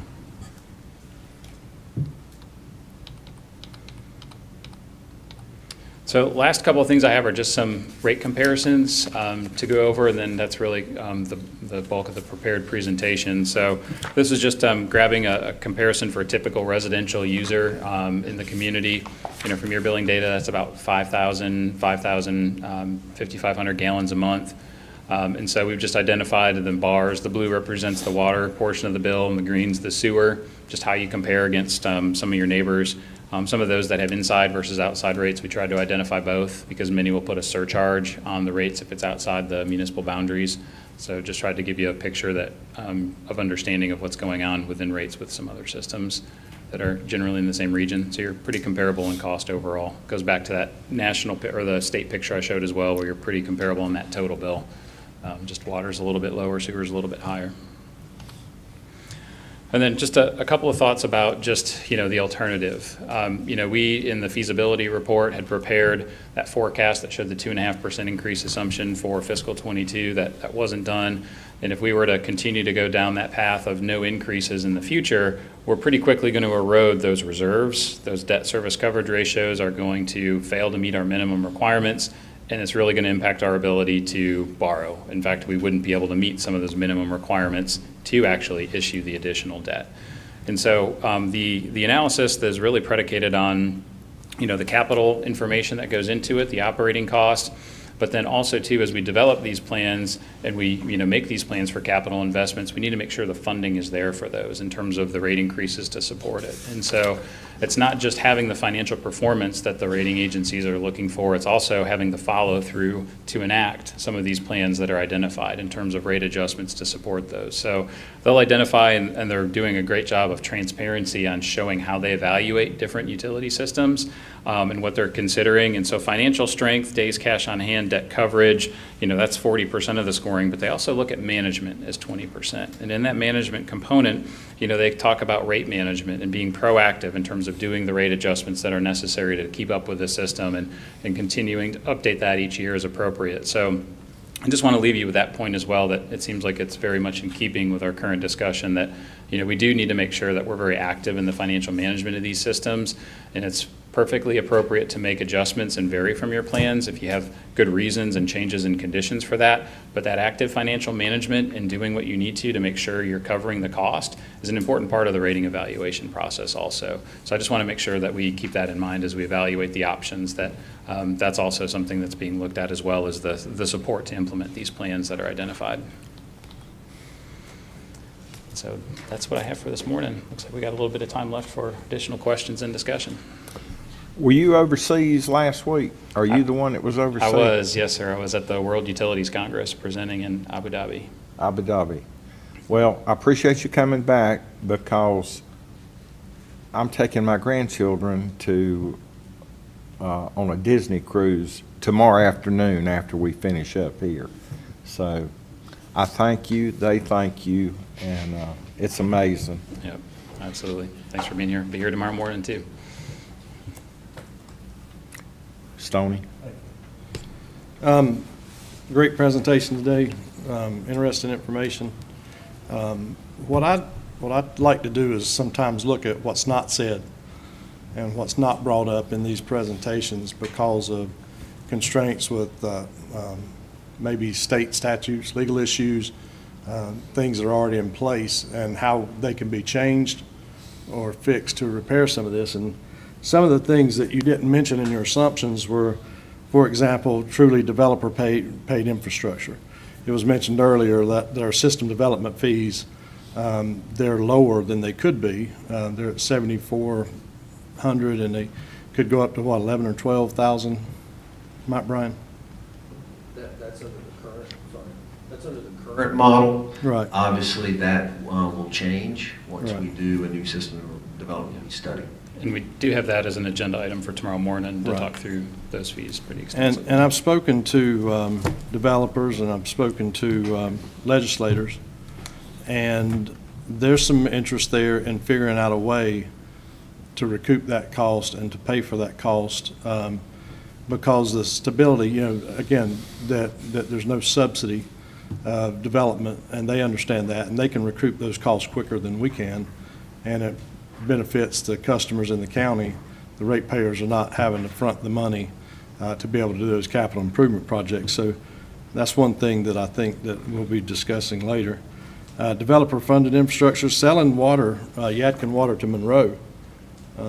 Monroe needs water. Monroe has looked, and the county sells water to Monroe currently. So looking at Monroe as a customer and changing the IBT that we can sell water to Monroe because they do have some sewer infrastructure and they need the water, and that using Monroe as a possible customer to offset some of those rate needs. Any other town-based sewer solutions, like we've heard some of the towns say they want to build their own package plant or doing something like that, they still need water, and somebody's going to have to sell them the water. So Union County could benefit from that. So, and then, you know, funding for the Monroe sewer replacement. You know, we've talked about different options about maybe creating something or letting Monroe handle some of those municipalities that currently are Union County customers that could be just Monroe customers. And when we look at growth and when we look at residential, industrial growth, the city of Monroe has been a great partner and could definitely take in properties, have taken in properties, could voluntarily annex properties, rezone and provide police, fire protection, waste collection, things that the county currently might not be doing for county residents. So, you know, there are a lot of other scenarios other than the ones that you presented that could keep the rates low and lower rates maybe for the existing Union County customers. And I think we have some partners in the legislature and we have some partners in the development community that are ready to come to the table.